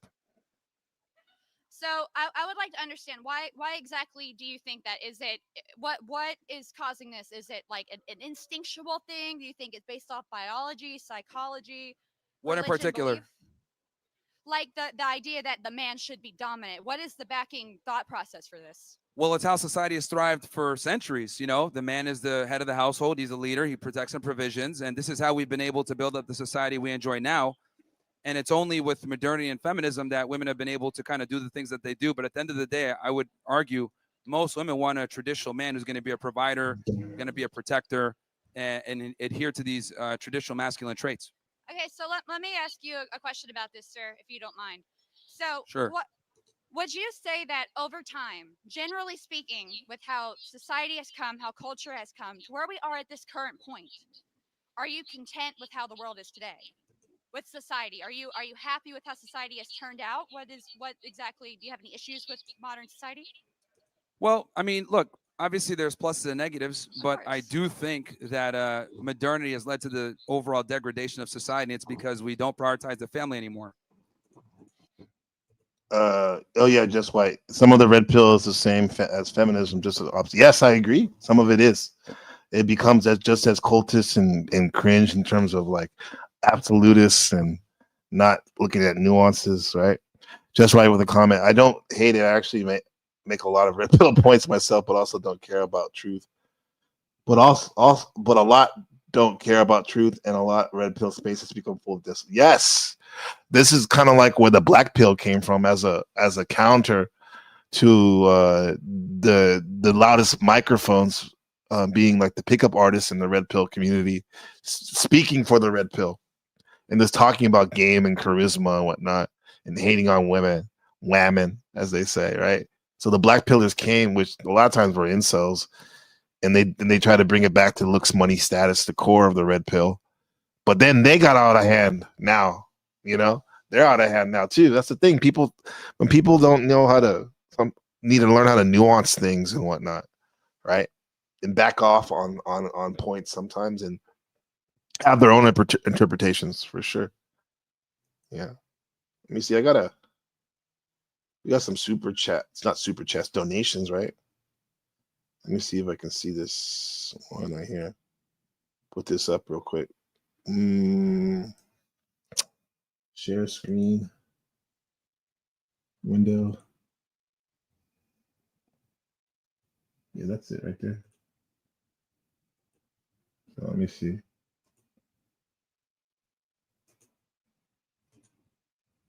Yeah. Oh, yeah. Let me see this.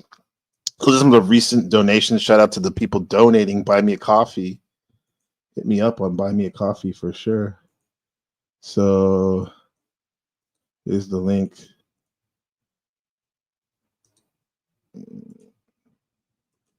It's a cool thing to do, right? So who gave me Buy Me Coffee recently? So Marathon Kev with the $5. Someone gave me another named someone gave me donated $5. What's up, Cynthia, with the big $15? Dimitri show, shout out to the Netherlands, with the big $5 American dollars. Lady Luck with the 10 shot. Thank you so much for that. Uncle Fatty with the $5 is also a member. And then Mel Pandora with $15. Appreciate it, y'all. Much love. Very kind and generous. You didn't have to do that. Appreciate it. Okay. All right, let's get back to this. And Buy Me Coffee's nice. It only takes 5% off rather than YouTube Super Chats takes 30%. Back to Myron. Is the issue less that women deserve less, or that we should put more of a focus on traditionalism within the family? Well, that's kind of the same thing from before. Now, Jess, you say NPC, you're going to be live for another 30 minutes or so. So I come up after that, just doing some mom stuff. Yeah, for sure. Make sure you come up because I really thought you were going to come up the other day. When we had that high-powered positive talk about zombies and trolls and life hacks and whatnot. Yeah, you said you were going to come back. We didn't come back. Then I saw you in the other chat. But it's all good. I'll be here. I should be here for another hour and 15 at least. Okay. All right, Mama. Again, men need to be in a different position now where they need to be able to vet out women properly for them to be their wives. Because the thing that sucks for guys now is that most women want to be married, but they're not necessarily wife material. Everyone wants to get married, but no one wants to be a wife is basically what I mean. Yeah, sometimes it's going to happen too. A woman's been single for so long. And when they say single, it doesn't mean they were by themselves knitting in the corner or crocheting. People like to do that nowadays. That means they didn't have a boyfriend. They still might have been like, having sex with people and whatnot. And oftentimes they were. So much so like they want to be a good wife material, right? And then they get with somebody and they actually become the wife, but they've been quote unquote single for so long. Old habits die hard, right? And they don't even know how to cultivate a relationship with the husband. But that's why the husband's there to train them in a sense, help them, coach them, just like a good woman will help coach her man, coach him up and how to refine himself on certain things. Napoleon was nothing without Josephine. So I think you're a lesbian. I don't know what you're talking about. But anyway. They're getting them now. Keymaster with the comment. A relationship should be built on equal contribution for both parties. Yeah, equal contributions means everyone gives like 100% effort for sure, but everyone has the role as well, particular role. Yeah, I'll just need some time. I'm sorry. You can ask me whatever you want when I'm back. Love your show here. I'll try to support everyone. Yeah, you're fucking amazing, Jess. I see you. You should have a trophy. How you support everybody. Yeah, for sure. You're the best in a lot of ways, Jess. Anyway, so yeah, we recognize you, Jess. Really focus on the family, but before they can even do that, they need to be able to go in with their eyes wide open with how society is and how we're playing the dating game, because we have more to lose. Okay, so I understand where you're coming from. Sure. I think it makes sense that you would like to have. This is like my little girl. Women would be able to be mothers, would ever be able to be wives. If a man is being a provider, clearly you would want something in return, right? I mean, like. Yeah, to obey me. Mm. Oh, I don't. If you want people to hear you out, I don't really think women would be able to be mothers, would ever be able to be wives. If a man is being a provider, clearly you would want something in return, right? I mean, like. Yeah, to obey me. To obey me. Yeah, man, that's what we want. Yeah, I don't know if it's like easier said than done. It's like one beautiful thing about being married here in Asia. Maybe it's just my wife, just the way she is. She really into that concept of saving face. If there's ever any issues or turbulence, you'll never see it in public. Should at least give you that save face, right? In front of everyone, Yeah. Yeah. Oh, and also obeying for sure. Yeah, for sure. Well, with that said, sometimes sometimes you gotta definitely take what your wife says and run with it. A lot of times too. Oh, I don't. if you want people to hear you out, I don't really think obey would be the best word to use. I mean, like, obey kind of implies that there's a lack of free will and thought. Would you think? Interesting. So you say there's a lack of free will there, but is there? I mean, with the term obey. Obey, like it's like that. Like some women say, and people say, it's not what you're saying is wrong. It's just the way you say it.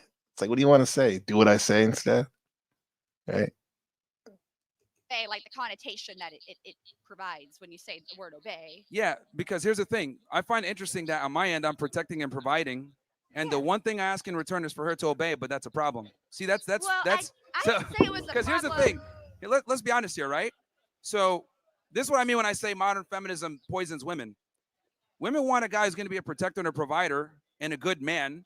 But if he asks, hey, I need you to obey me in return, she'll say, I don't like that word. Why do I need to obey you? Well, you need to obey me because I'm the one that's responsible for you. So if I'm responsible for you, that means I'm supposed to have authority over you as well. Well, if you would like to have a conversation without putting words in my mouth, where I said that I had a problem with the term like you obeying people, I just said that if you want other people to agree with you, maybe find a different term that would, kind of incline people to agree. Be like, okay, thank you for the advice. Secondly, well, that's the problem. People are too soft. That's the truth. We need women to obey us. Says the guy who's here complaining about women. Ooh, okay. Do you think he's complaining, chat? Does it sound like he's complaining, or just speaking truths, or is that just word salad? Is it one and the same? I don't know. I do know, but I want to hear what you have to say. No, I said women need to obey men. I'm saying the problem is that we have this society where people just don't want to be honest and say what it is. But I'm being honest and telling you that people don't like the word obey. Okay. Oh, well. Okay. Like, well. I find it interesting, right? So a lot of people think I just talk smack to women all the time, but I actually talk more smack. Anyone that watches the show, I actually talk more smack to men. I tell them not to be fat, not to be losers, not to be dorks. Like, I bully the guys. Yo, that's like my best one. That's the best one. Don't be a loser. Don't be a dork. Don't be saying you're getting bullied by a woman or whatever, or even anyone in general. Walk away, bro. Or toughen up, sack up. Like, I find it interesting, right? Don't go from panel to panel complaining about somebody. So a lot of people think I just talk smack to women all the time, but I actually talk more smack. Anyone that watches the show, I actually talk more smack to men.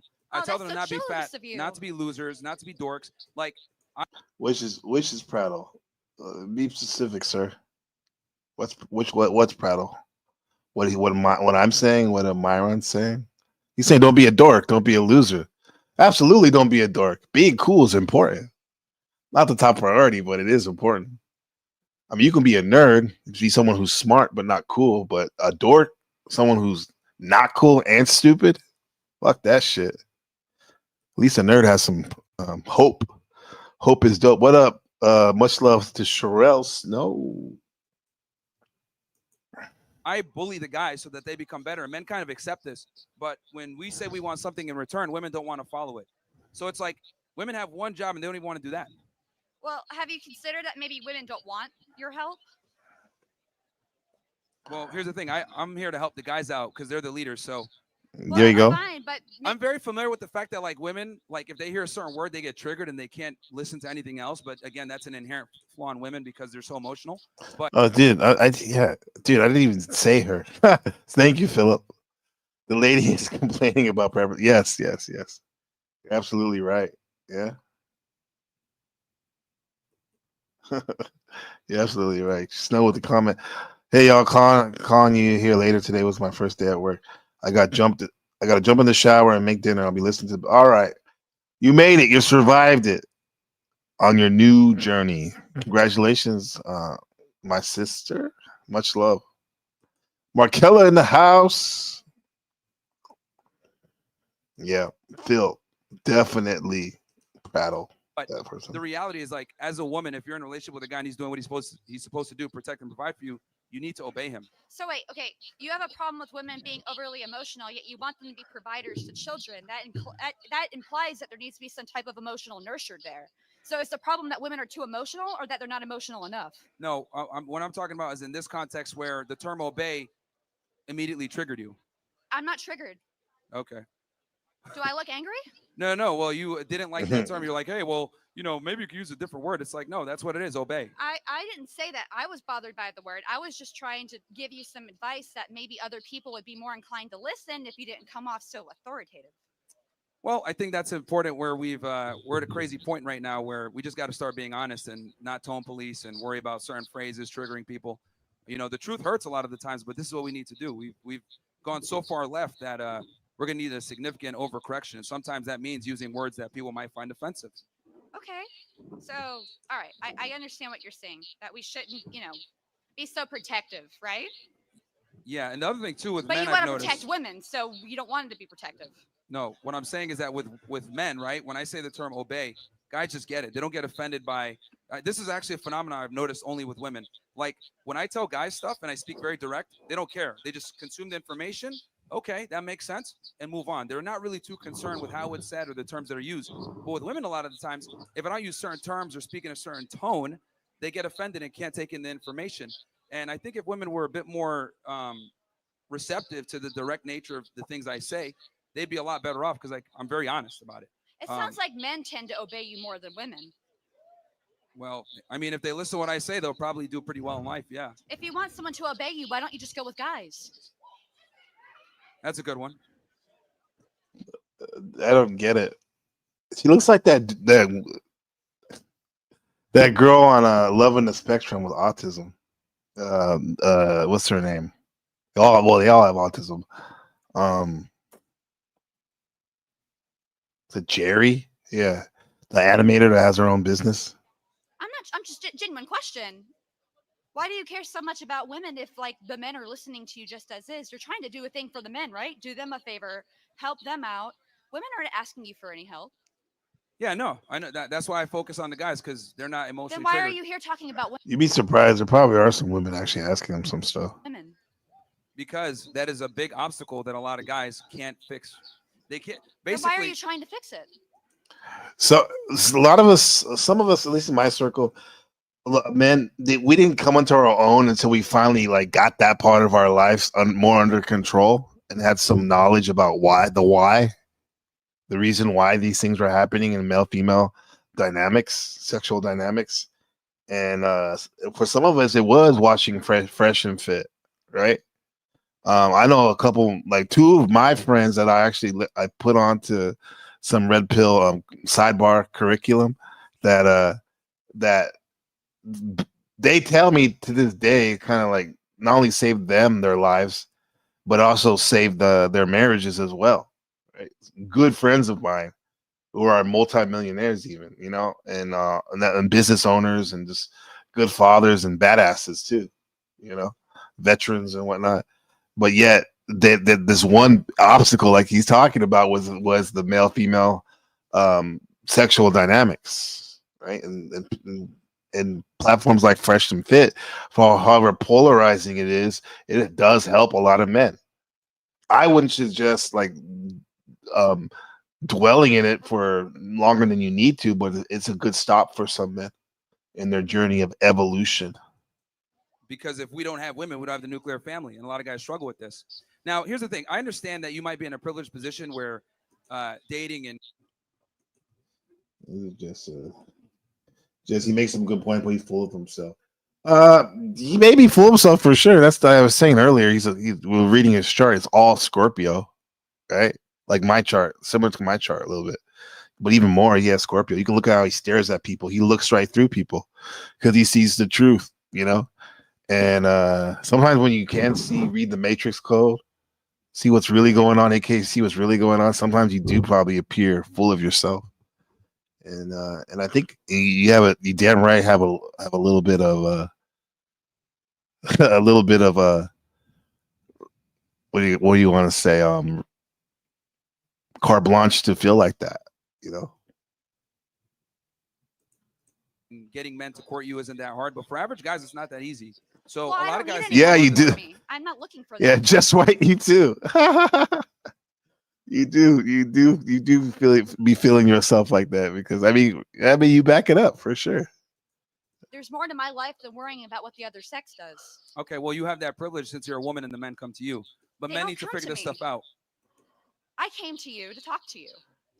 again. Did you come to What's up, Lady Luck? A real one too that sees through the bullshit as well. How's it going, my friend? me?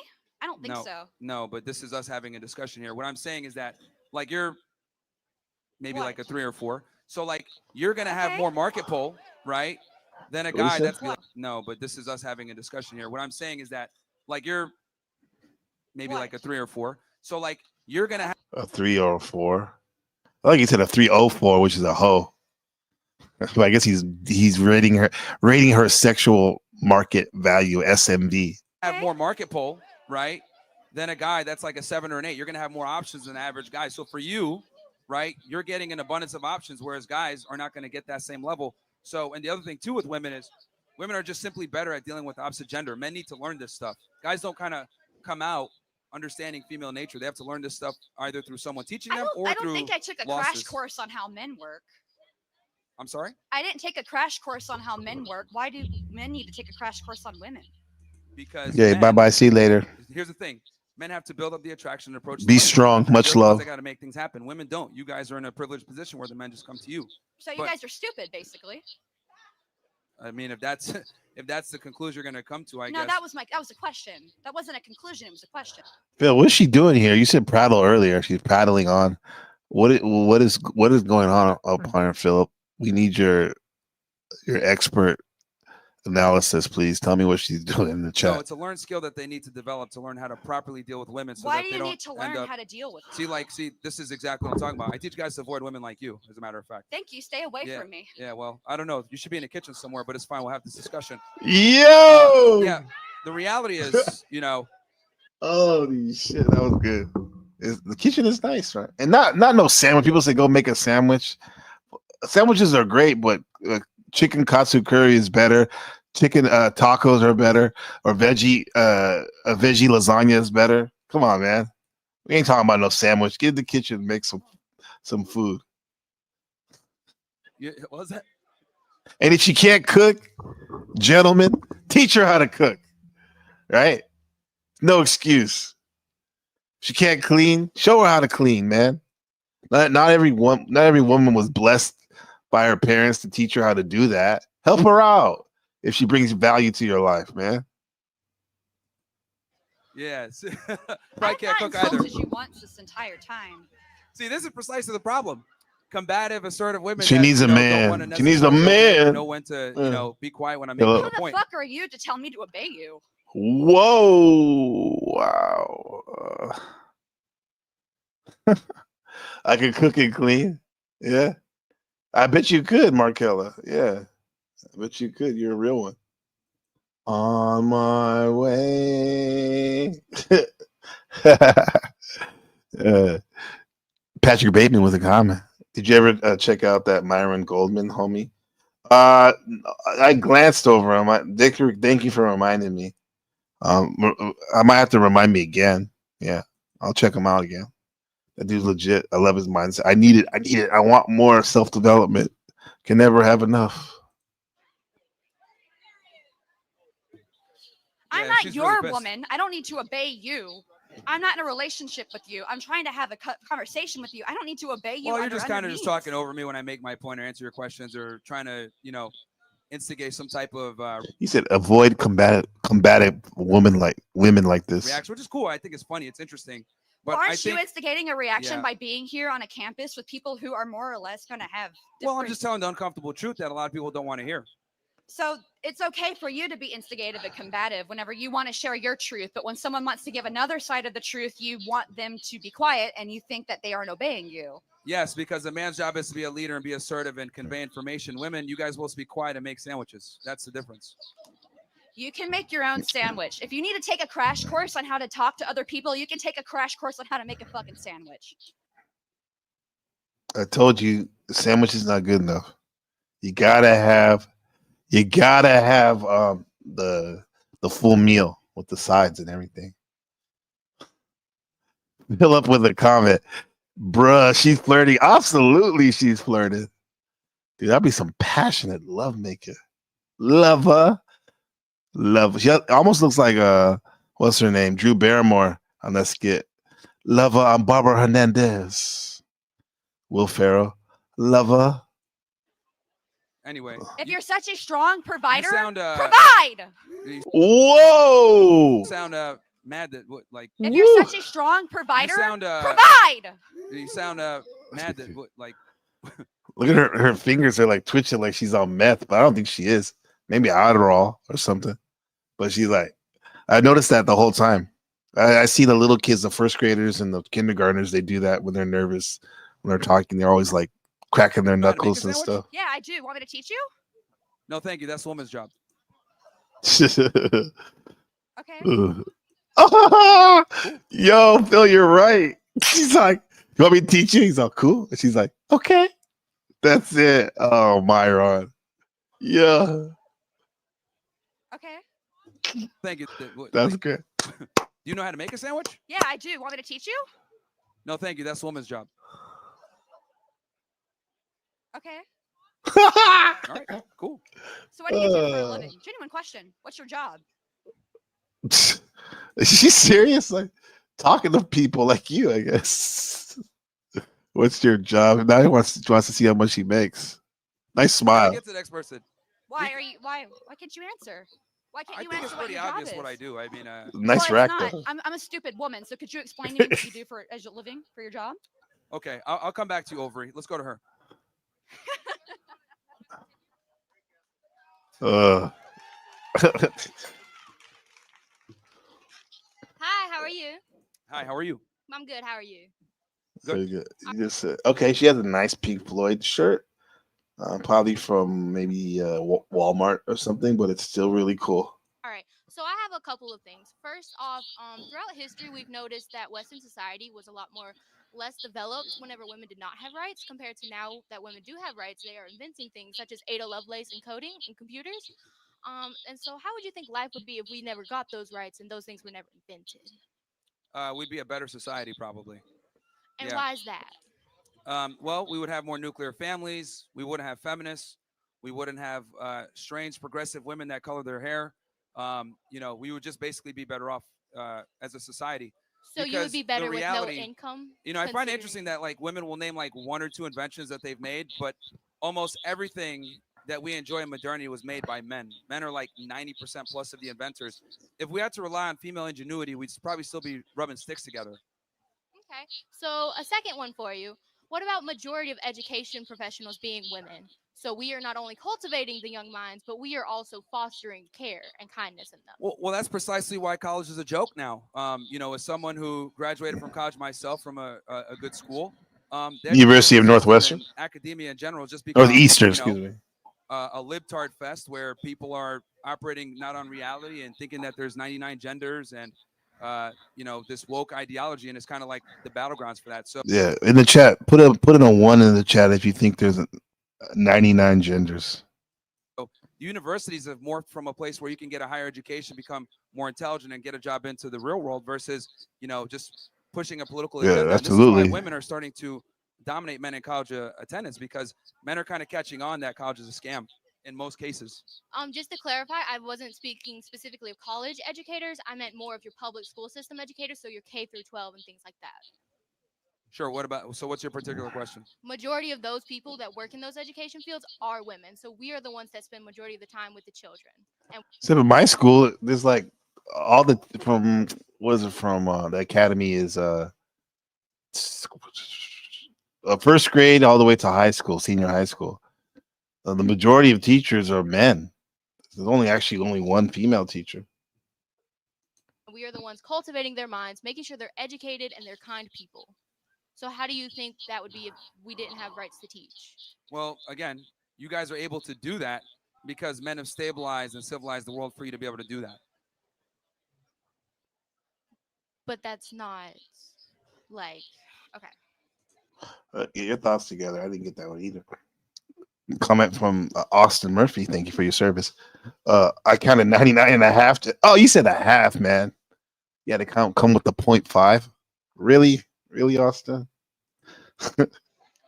So if we were to civilize the world for you to be able to do that, we didn't have rights to teach. Well, again, you guys are able to do that because men have stabilized and civilized the world for you to be able to do that. This is what as you know, Married Red Pill pointed to this, but you gotta, as a father, as a husband, you gotta, as a man, you gotta, even if you have a girlfriend, you gotta make it a comfortable parameters, and not, and a lot of that is having your finances in order and a place to live, you know, a nice place to live, so that your partner can be feminine, be in her feminine role, right? But if she's having to be the breadwinner and protect the house and build things and stuff like that, like uh you don't, unless she likes to do that type of stuff too. That was one thing if she likes to do that stuff, but you gotta put her in a situation, let her have a situation to succeed, and a lot of that is providing for her so she can be in her beautiful feminine energy and not all stressing because she has to be in her masculine frame too much. But that's not like okay. So if we were to obey a man, then theoretically Within a relationship. within a relationship. I'm speaking specifically like if you're in a relationship together, it's the woman's job to obey her man.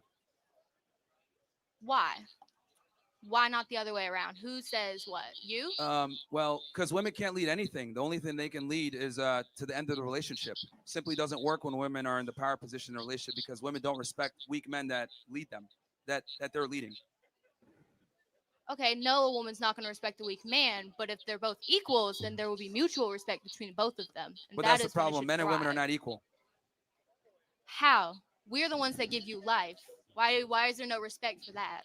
Oh yeah, for sure. Snow with the comment. Oh my, that is so true. I never thought of it like that. Um, that's what we want here. People to have those aha moments, epiphanies. Like female, female. The woman carries the baby, which we talked about. Like she's the vehicle, you know, that brings the spirit from the other side to this squished 3D reality. And she holds it for 9 months, which is a fucking amazing, one of the probably the most amazing thing in the world that's ever happened. That could happen, right? Also, though, the baby wouldn't be there if it wasn't for the spark of intelligence from the dad's sperm, right? That carries a lot of the DNA traits, and then fertilizes it into the home, the egg, right? And then, so yeah, mothers are one of the best things that's ever, one of the most magical things ever, right? Well, actually, technically, we put our semen into you, and that's what creates life, not you guys. There you go. Just incubate it. Actually, semen can be performed and created in a lab, so we don't even need you anymore. We'll see the receipts. Thank you. Fantastic. You can have your fatherless semen baby, lady. Let's see what kind of homunculoid is birth or made. A mankind, not a human, but a kind of man. Look at that. They could be in a lab. Hi. Yes. Can you hear me? Oh, she's short. A little bit. You might have to. Oh, she's a tiny one, teeny tiny. Austin Murphy with a comment: women are just vessels to deliver the baby. The sparkle light, yes, exactly. The sparkle light comes with a man. But I wouldn't say you're spot on. But I would say like this: not just vessels. They are the vessel, and they put a lot of nurturing, supreme nurturing that men give nurturing, but there's ain't nothing like a mom's nurturing, man. Your first nurse, your first teacher, your first food generator, basically. Yeah. But yes, the spark of life comes from the man. Thank you, sir, for that. Move the mic down for her, guys. No, I got it. You got it? Yeah. You gotta. Okay. Austin Murphy it's a winner for that. The struggles. That's for Austin Murphy. Shout out to him. That's all there is to it, Dustin. That's all there is to it. A winner. Just like that. We'll be right back. More Price is Right. Don't go away. Great comment from Austin Murphy. Byron? Okay, cool. Myron, yeah. What is, sorry? Myron. Myron, Yeah. gotcha. Thank you. What's your name? Ozzy. Okay. How are you, Sorry. Ozzy? I have no clue. Ozzy? So Is that Ozzy Menda? So I have a couple of questions for you. Sure. I noticed that you keep up bringing up the nuclear family, Yeah. right? And like you put that on a pillar, and that like you value it highly. That as well as like the patriarchy, and you talk about how this is like a good thing and it, benefits you and I guess women as well. And so on the patriarchy, I specifically wanted to ask you, how do you feel about the like negative implications and just like actual effects of it, both on men and well, just mostly men? The Okay, patriarchy? Yes. okay. Question about the patriarchy. Comment from Philip. If women are the vessels, we want to protect the vessel and not overstress them with work or labor. Exactly. He just added on and built it on what I said about we want to put them in a parameter where they're not stressed out, right? And then Austin built on that by reminding us, yes, they're vessels. However, the men are the spark of life, what the men gives. And then coming with the closeout, landing the plane, Philip, with this comment. We don't want to stress the vessel with work and labor. And if men provided enough, she gets maids. Yeah, yeah. You should see here, Philip, in Taiwan, like for 3 weeks, you get the woman, the the mother gets to stay in this hospital, this birthing center where she can lay up and relax, and have the quote unquote nursemaids take care of her and her baby. Right? It looks like a little apartment and whatnot. Good comment. Sir. Keep them coming, boys and girls. So, okay, are you talking from the sense of like from a We're talking patriarchy here. dirty sense of today, or are you talking about like before with No, literally today. literally So, today? yeah, and well, I guess we could also visit like you talk about how like the nuclear family and when that was at the height was like I think was it before World War? It was like before and like during like the World Wars, like that kind of 1950s era. Yeah, yeah. I mean, okay. So, what's your? I'm just trying to understand your question specifically.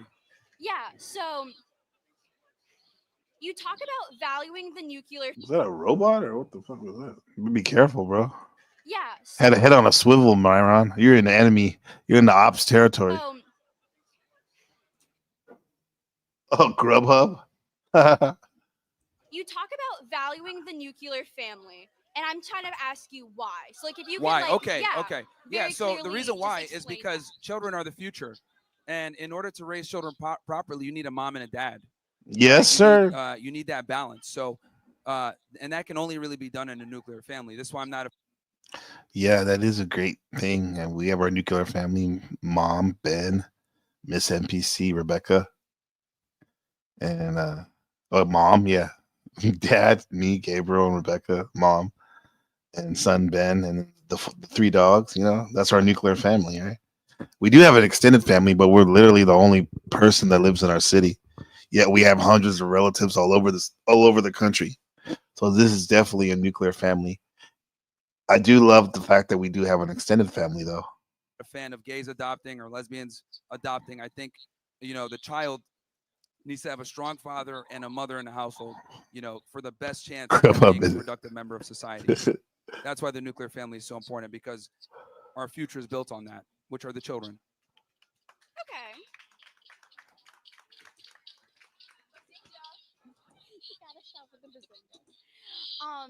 And then going to then the patriarchy. The patriarchy, okay? Yeah. What about it? So you're talking about how Guys, last chance.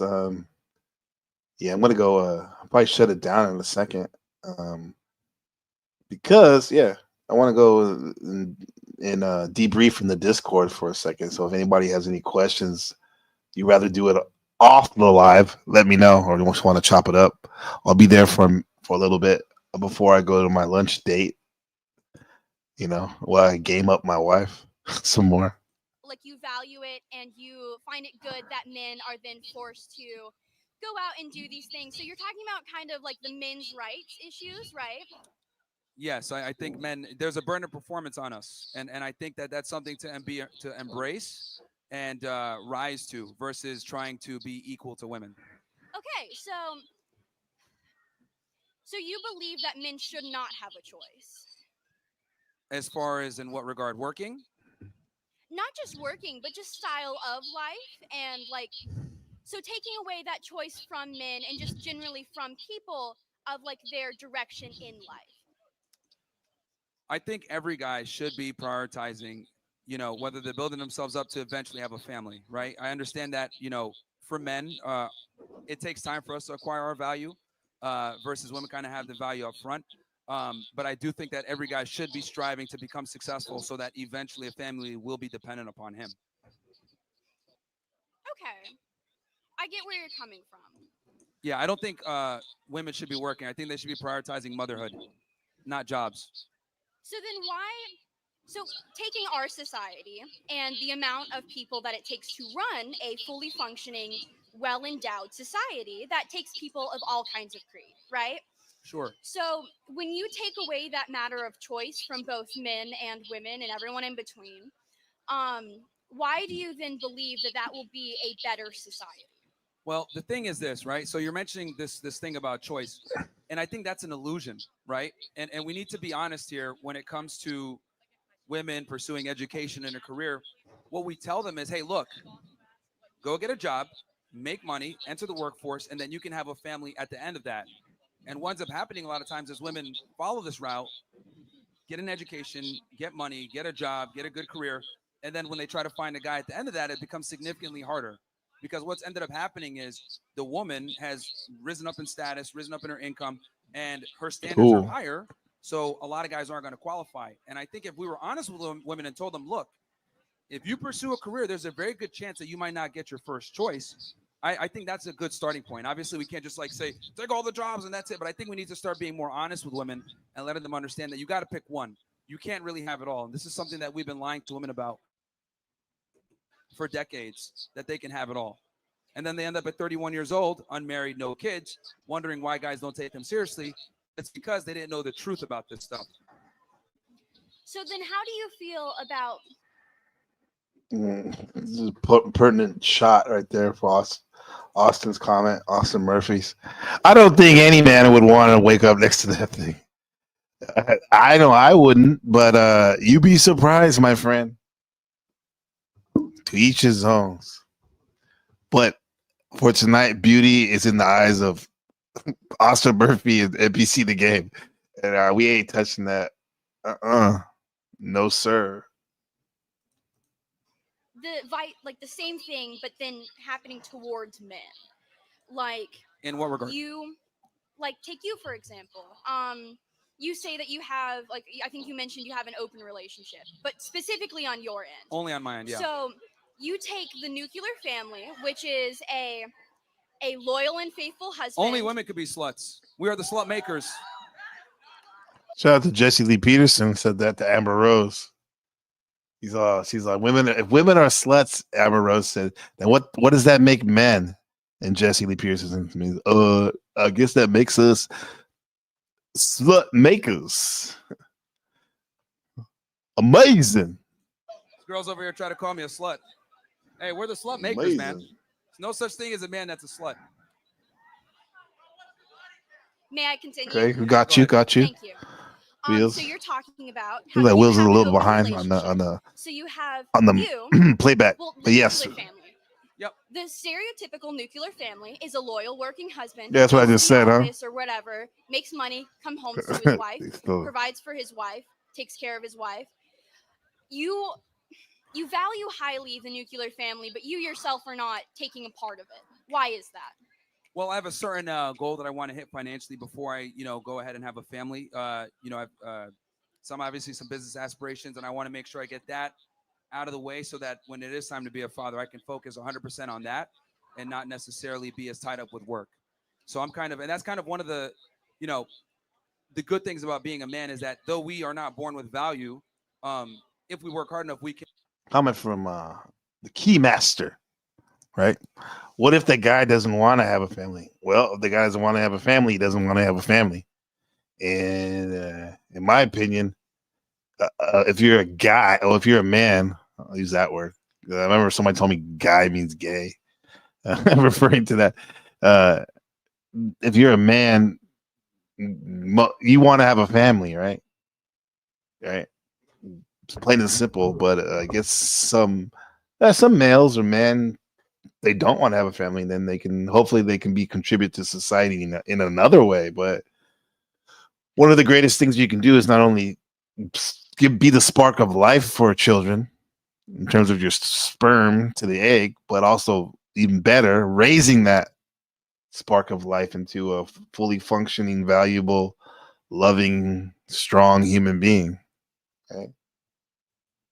Can create value, and that gives us a bit more time on the time clock. Versus for women, they have a fairly finite amount of time to be able to build a family. So for me, I'm focused on hitting a certain financial goal first, so that when I do have my children, money never becomes a problem again. I mean, there's a lot of Markella was a comment. I know a guy that doesn't want. There's a lot of people that don't want a family nowadays. Some people think that's even a want to get conspiratorial. That's like a plot from the World Economic Forum, encouraging people to not have a family, at best have only pets, and go through life without having a family. But yeah, there's people like that, but it's like I don't really want to be. I don't only want to be around people like that. Doesn't mean I can't like talk to them and have some good builds with them. However, it's like we don't really have much in common, like core foundation in common. If you don't want to have a family, if you're a man, what are we really doing? And I'm not gonna say that person's a punk or weak or whatever, but it's just I think we can be doing better. Have a family, man, and take care of it. That's some highly conscious activities right there. He's the last of it. His last girlfriend got pregnant and lost a baby, so now he doesn't want a family. That's tough when you lose a baby, but don't give up, I would say. At least you can adopt or something, which is great. Adoption is amazing when you have loving parents. Yeah, don't give up, man. That's what I would say. A comment from Patrick Bateman. Men without families seem the most desperate and angry. Yes, that's one reason to get married. Not just for the sake of getting married, but to make it to the next level and evolve as a human man. Men without families seem the most desperate and angry. Absolutely. Myron's pretty angry. He don't have a family yet. He's starting with. He has a girlfriend that I think he's gonna have kids with her, Angie. Have children, yeah. And he'll probably end up marrying her. We'll see. But he's definitely got a little bit more tempered since he's been with her. I've noticed. I mean, you are a family. All you men that don't have a family, you are a family. You're a family of one until you meet your wife, and then you're a family of two, and then you're a family of 3, 4, 5, 6, 7, 8, 9, 10. You talk about how women are born with an inherent value. Yes.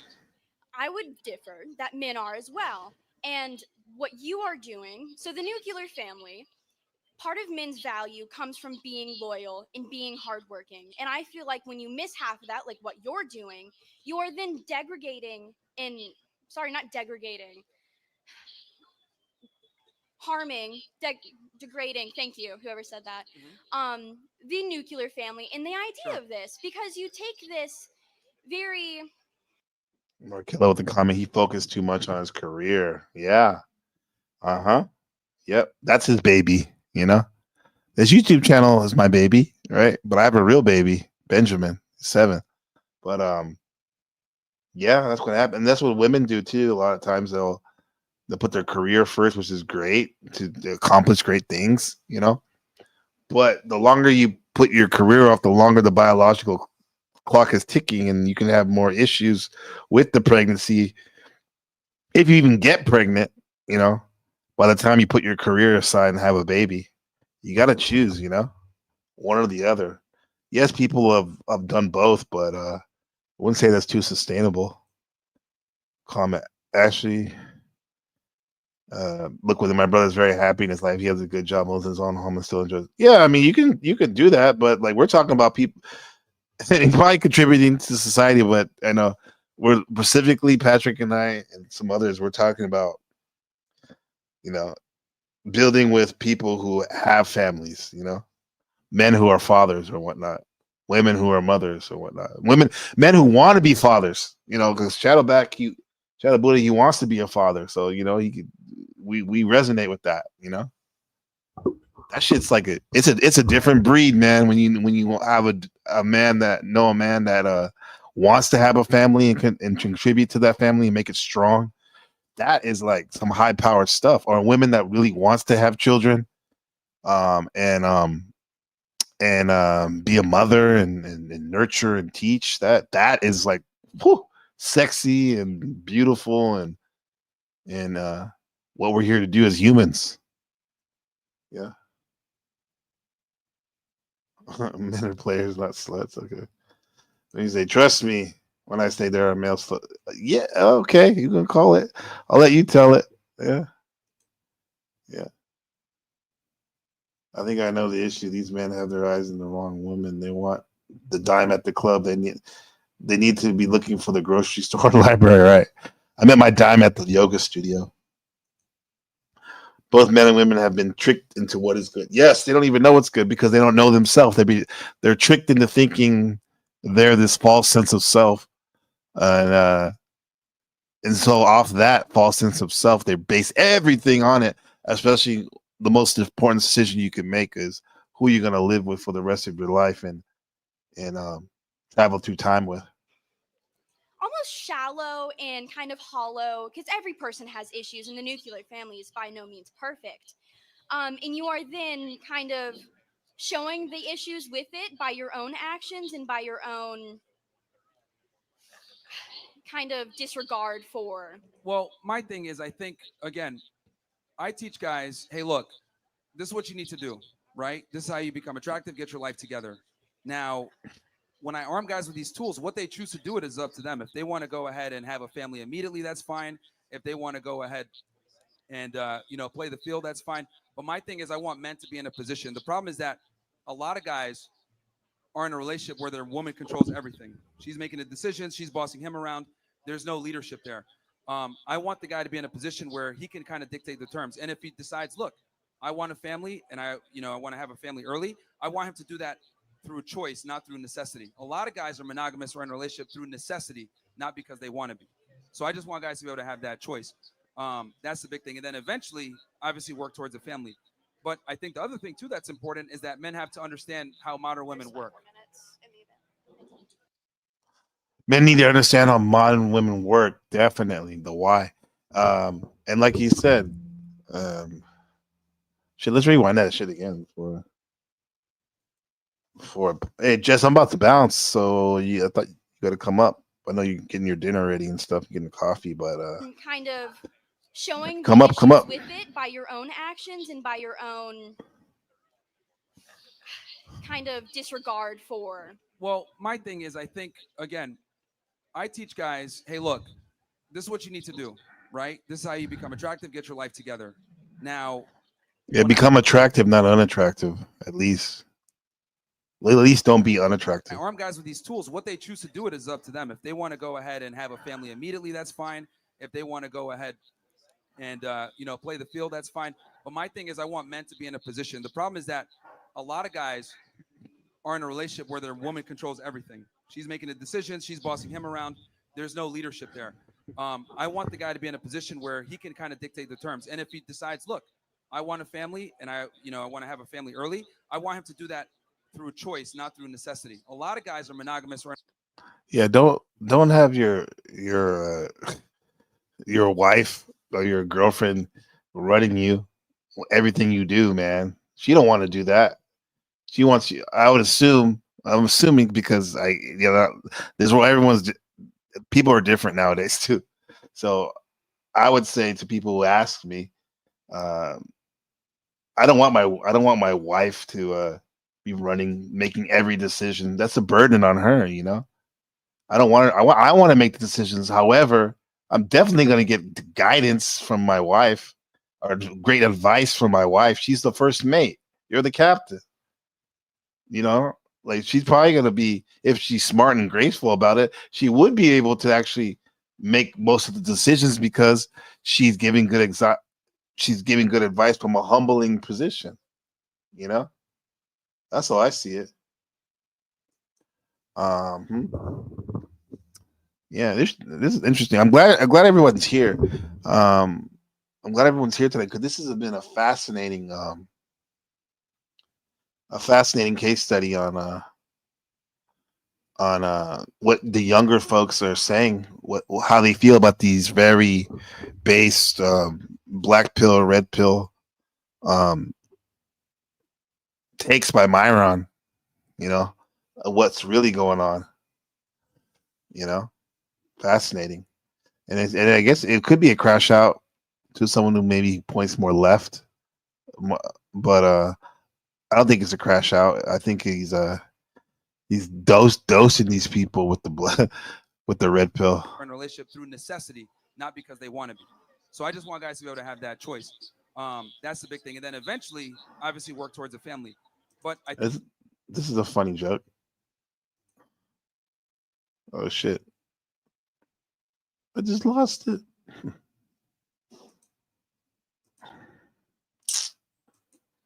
Yeah, I'm about to. Yeah, about to bounce in a second.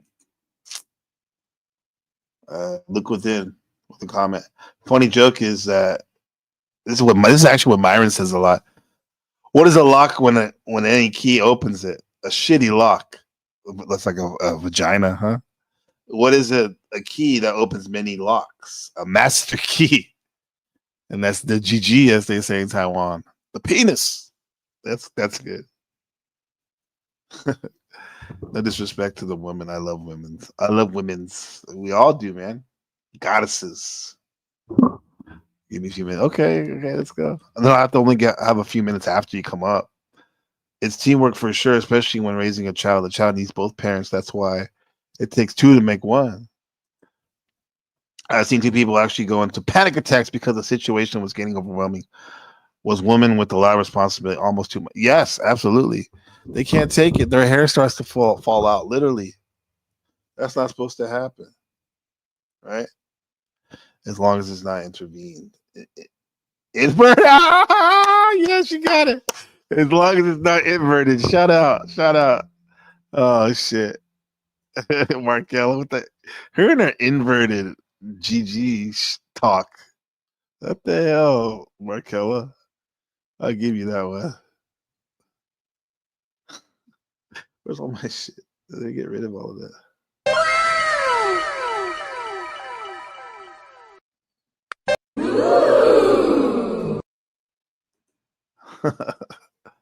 Yeah, it's so funny. Yeah. One more time, LeBray. Tonight's broadcast is brought to you by LeBray Waterbeds in Sacramento.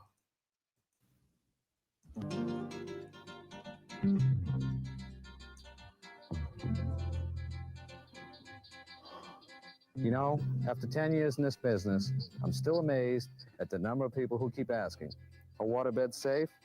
Well, I can tell you without a doubt, not only are they safe, they're the best way in the world to get the best night's sleep.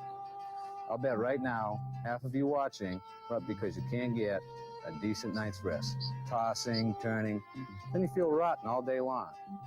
Well, I really deep down believe that the waterbed is the best thing ever invented for comfort. And if you have the problems I've just been talking about, it can do wonders for you. So when you wake up, you'll feel better than you ever have before. So if you have some spare time in the next few days, drop by and check it out. It could put some real comfort in your life. You're watching Night Comfort, brought to you by LaBrie's Waterbeds. I don't know, Sherelle, you might have missed this one earlier. This is a message to you single ladies out there that are starting a new lifestyle. Hi, Tom LaBrie for LaBrie's Waterbed Warehouse. All-night movies and some easy conversation. This time I want to talk to the single girls, which I always enjoy. Maybe you're going through a divorce or just happen to like the free life. If you're thinking about a The free life? come see us because we have beds for all budgets. And one of the best things that's happened in this country in recent years is a much fairer credit system. Now there's no discrimination because of sex or marital status. If your credit is good, you can get terms just like anybody else. And at LaBrie's Waterbed Warehouse, we like to say, if you need help, it's there and it's fair. I also think you'll enjoy our showroom. It's one of the things we're very proud of. We think it's one of the most beautiful displays in the country. So girls, there have been a lot of good changes in the last few years. And if you're thinking about making a change in your lifestyle, come see us and we'll talk about it. You're watching Night Comfort, brought to you by LaBrie's Waterbed. Oh, that Night Comfort, baby. Yeah, so what are we doing, huh? Are we gonna yeah. I gotta go. California King. Oh, there she is right here. The great Dress White. What's up, Jess? You caught me Hello, just sorry I took just so long. it's okay. It's okay. You're here now. So we got about 5 minutes. Sorry Is that about enough that. time? That's all good. That's all good. So yeah, so you had some hot takes on the red pill. You said that you seen some what was it? It's very similar to feminism. How some people present the red pill. You're saying you can get like Yeah. that. Yeah, Yeah. yeah. Like how so? Well, a lot of men think that they can have they can that it's entirely the woman's fault. This is preached a lot in red pill spaces, that it's entirely the woman's fault, and that every man is deserving of women, but women are too delusional, and it's women that need to change, and all of that. But there's also a lot of men that don't qualify for relationships, and where their standards are of what they Mother's basement, and yet they want women to salivate and have genuine desire over them. So Yes, you're those right. kinds of You're, expectations. Like I yeah. wanted to Told me that when she saw me, she was talking to her friend, and and she was like, "Oh, there's some eye candy here." That's what she told her friend, which I thought that was cool. Made my ego go up, And then that's kind of like black pill, like looks are the king, right? But then you're good at building stuff, or you're good at communication, or whatever it is. Different aspects of that are attractive to different women, but right when you come right down, fuck it up easy with women. exactly, yeah. So Yep. people that say, "Oh, as long as you go out and you get the money, and you've and you're tall and you got good fashion sense, or whatever it is," there are lots of guys that have all that and still with money and looks and being tall and all these things actually attract all the wrong types of women to what they say they want. Yeah. Yeah, I'm in my office on a 4-story house, and That's she's been cool. here with me. She's been here with me since day one. And I didn't leave with my money. So you're right. That's Yeah, that's what I mean. yeah. She wasn't there. That's not what was attractive about you to her. Of men who have done that, put their whole personality and who they are into their money, and when they lose that in their life, they lose themselves as well, and they can lose their family. I think we should throw the baby away with the bathwater. I But agree. I yeah, agree. There's a lot of good aspects to red pill spaces as well that help many, many men. I completely agree with that. Yeah, I'm taking orders from Jess, but it's good orders. Take care. Take care of our beloved Jess White, who actually does support so many people in our panelverse. We appreciate her. Check out her channel. All right. See you next time. Peace. Yeah, I'll see you next time. Peace. Yeah, check out Jess White. Let's put a channel in the definitely gotta put her channel in the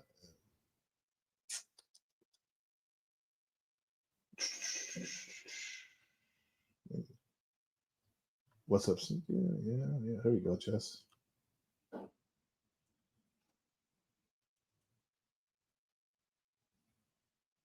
It's available. Video available. Come on now.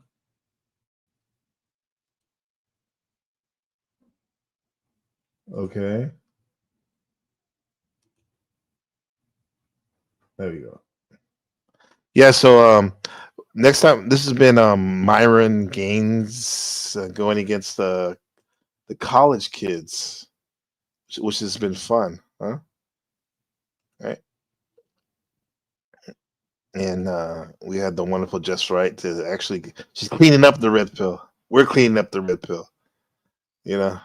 we're gonna see what we can do with it, huh? So hit up her channel right there. Yeah. There we go. Boom. Yeah. Just white. Thanks everybody. Obey. Girl Snow, congratulations on your new job, your new adventure. You're gonna do great. Much love. Shout out to Jess, to Phil with the bass tates, everyone. The Keymaster, yeah, Patrick Bateman. Look within. We love you. And so this has been Night Comfort. Thanks to Tom LeBray, Waterbed Outlet. Night Comfort with NPC the Game. MYRON Gang crashes out on the college campus. And rest in peace, Pope Francis. We'll see you next time here on NPC the Game. Right? Go explore. This video, this outro is all the cultures that are inside me right here.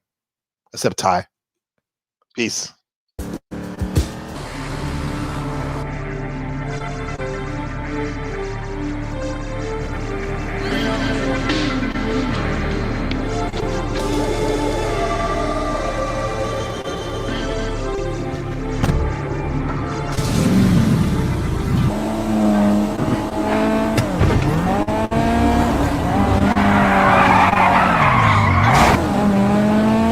Marathon Kev.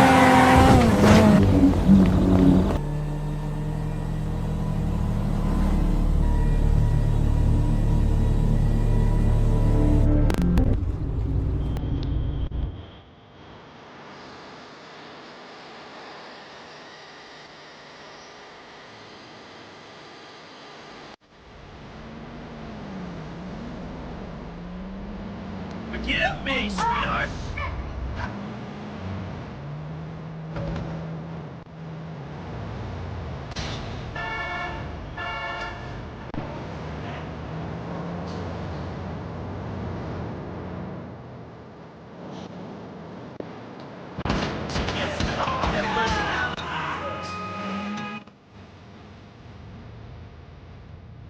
Mexico.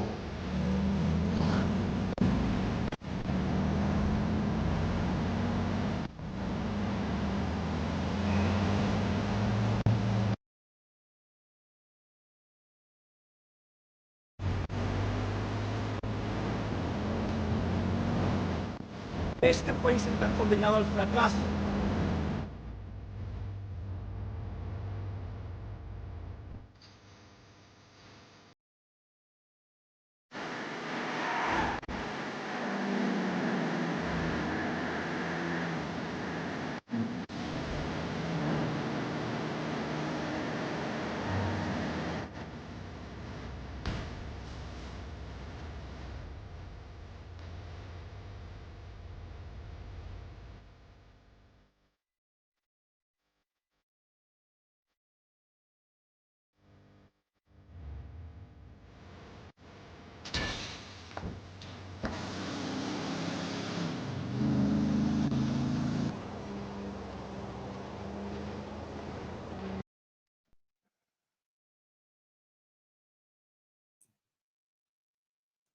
Yes. And for the record, I'm from the Bay as well, Austin.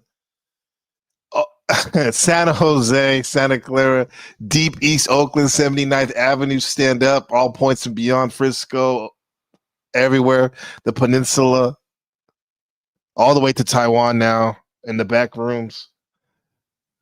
This has been NPC the Game. Much love to you, family. Thank you, Sherelle. Best channel on YouTube. I ain't gonna disagree. Peace.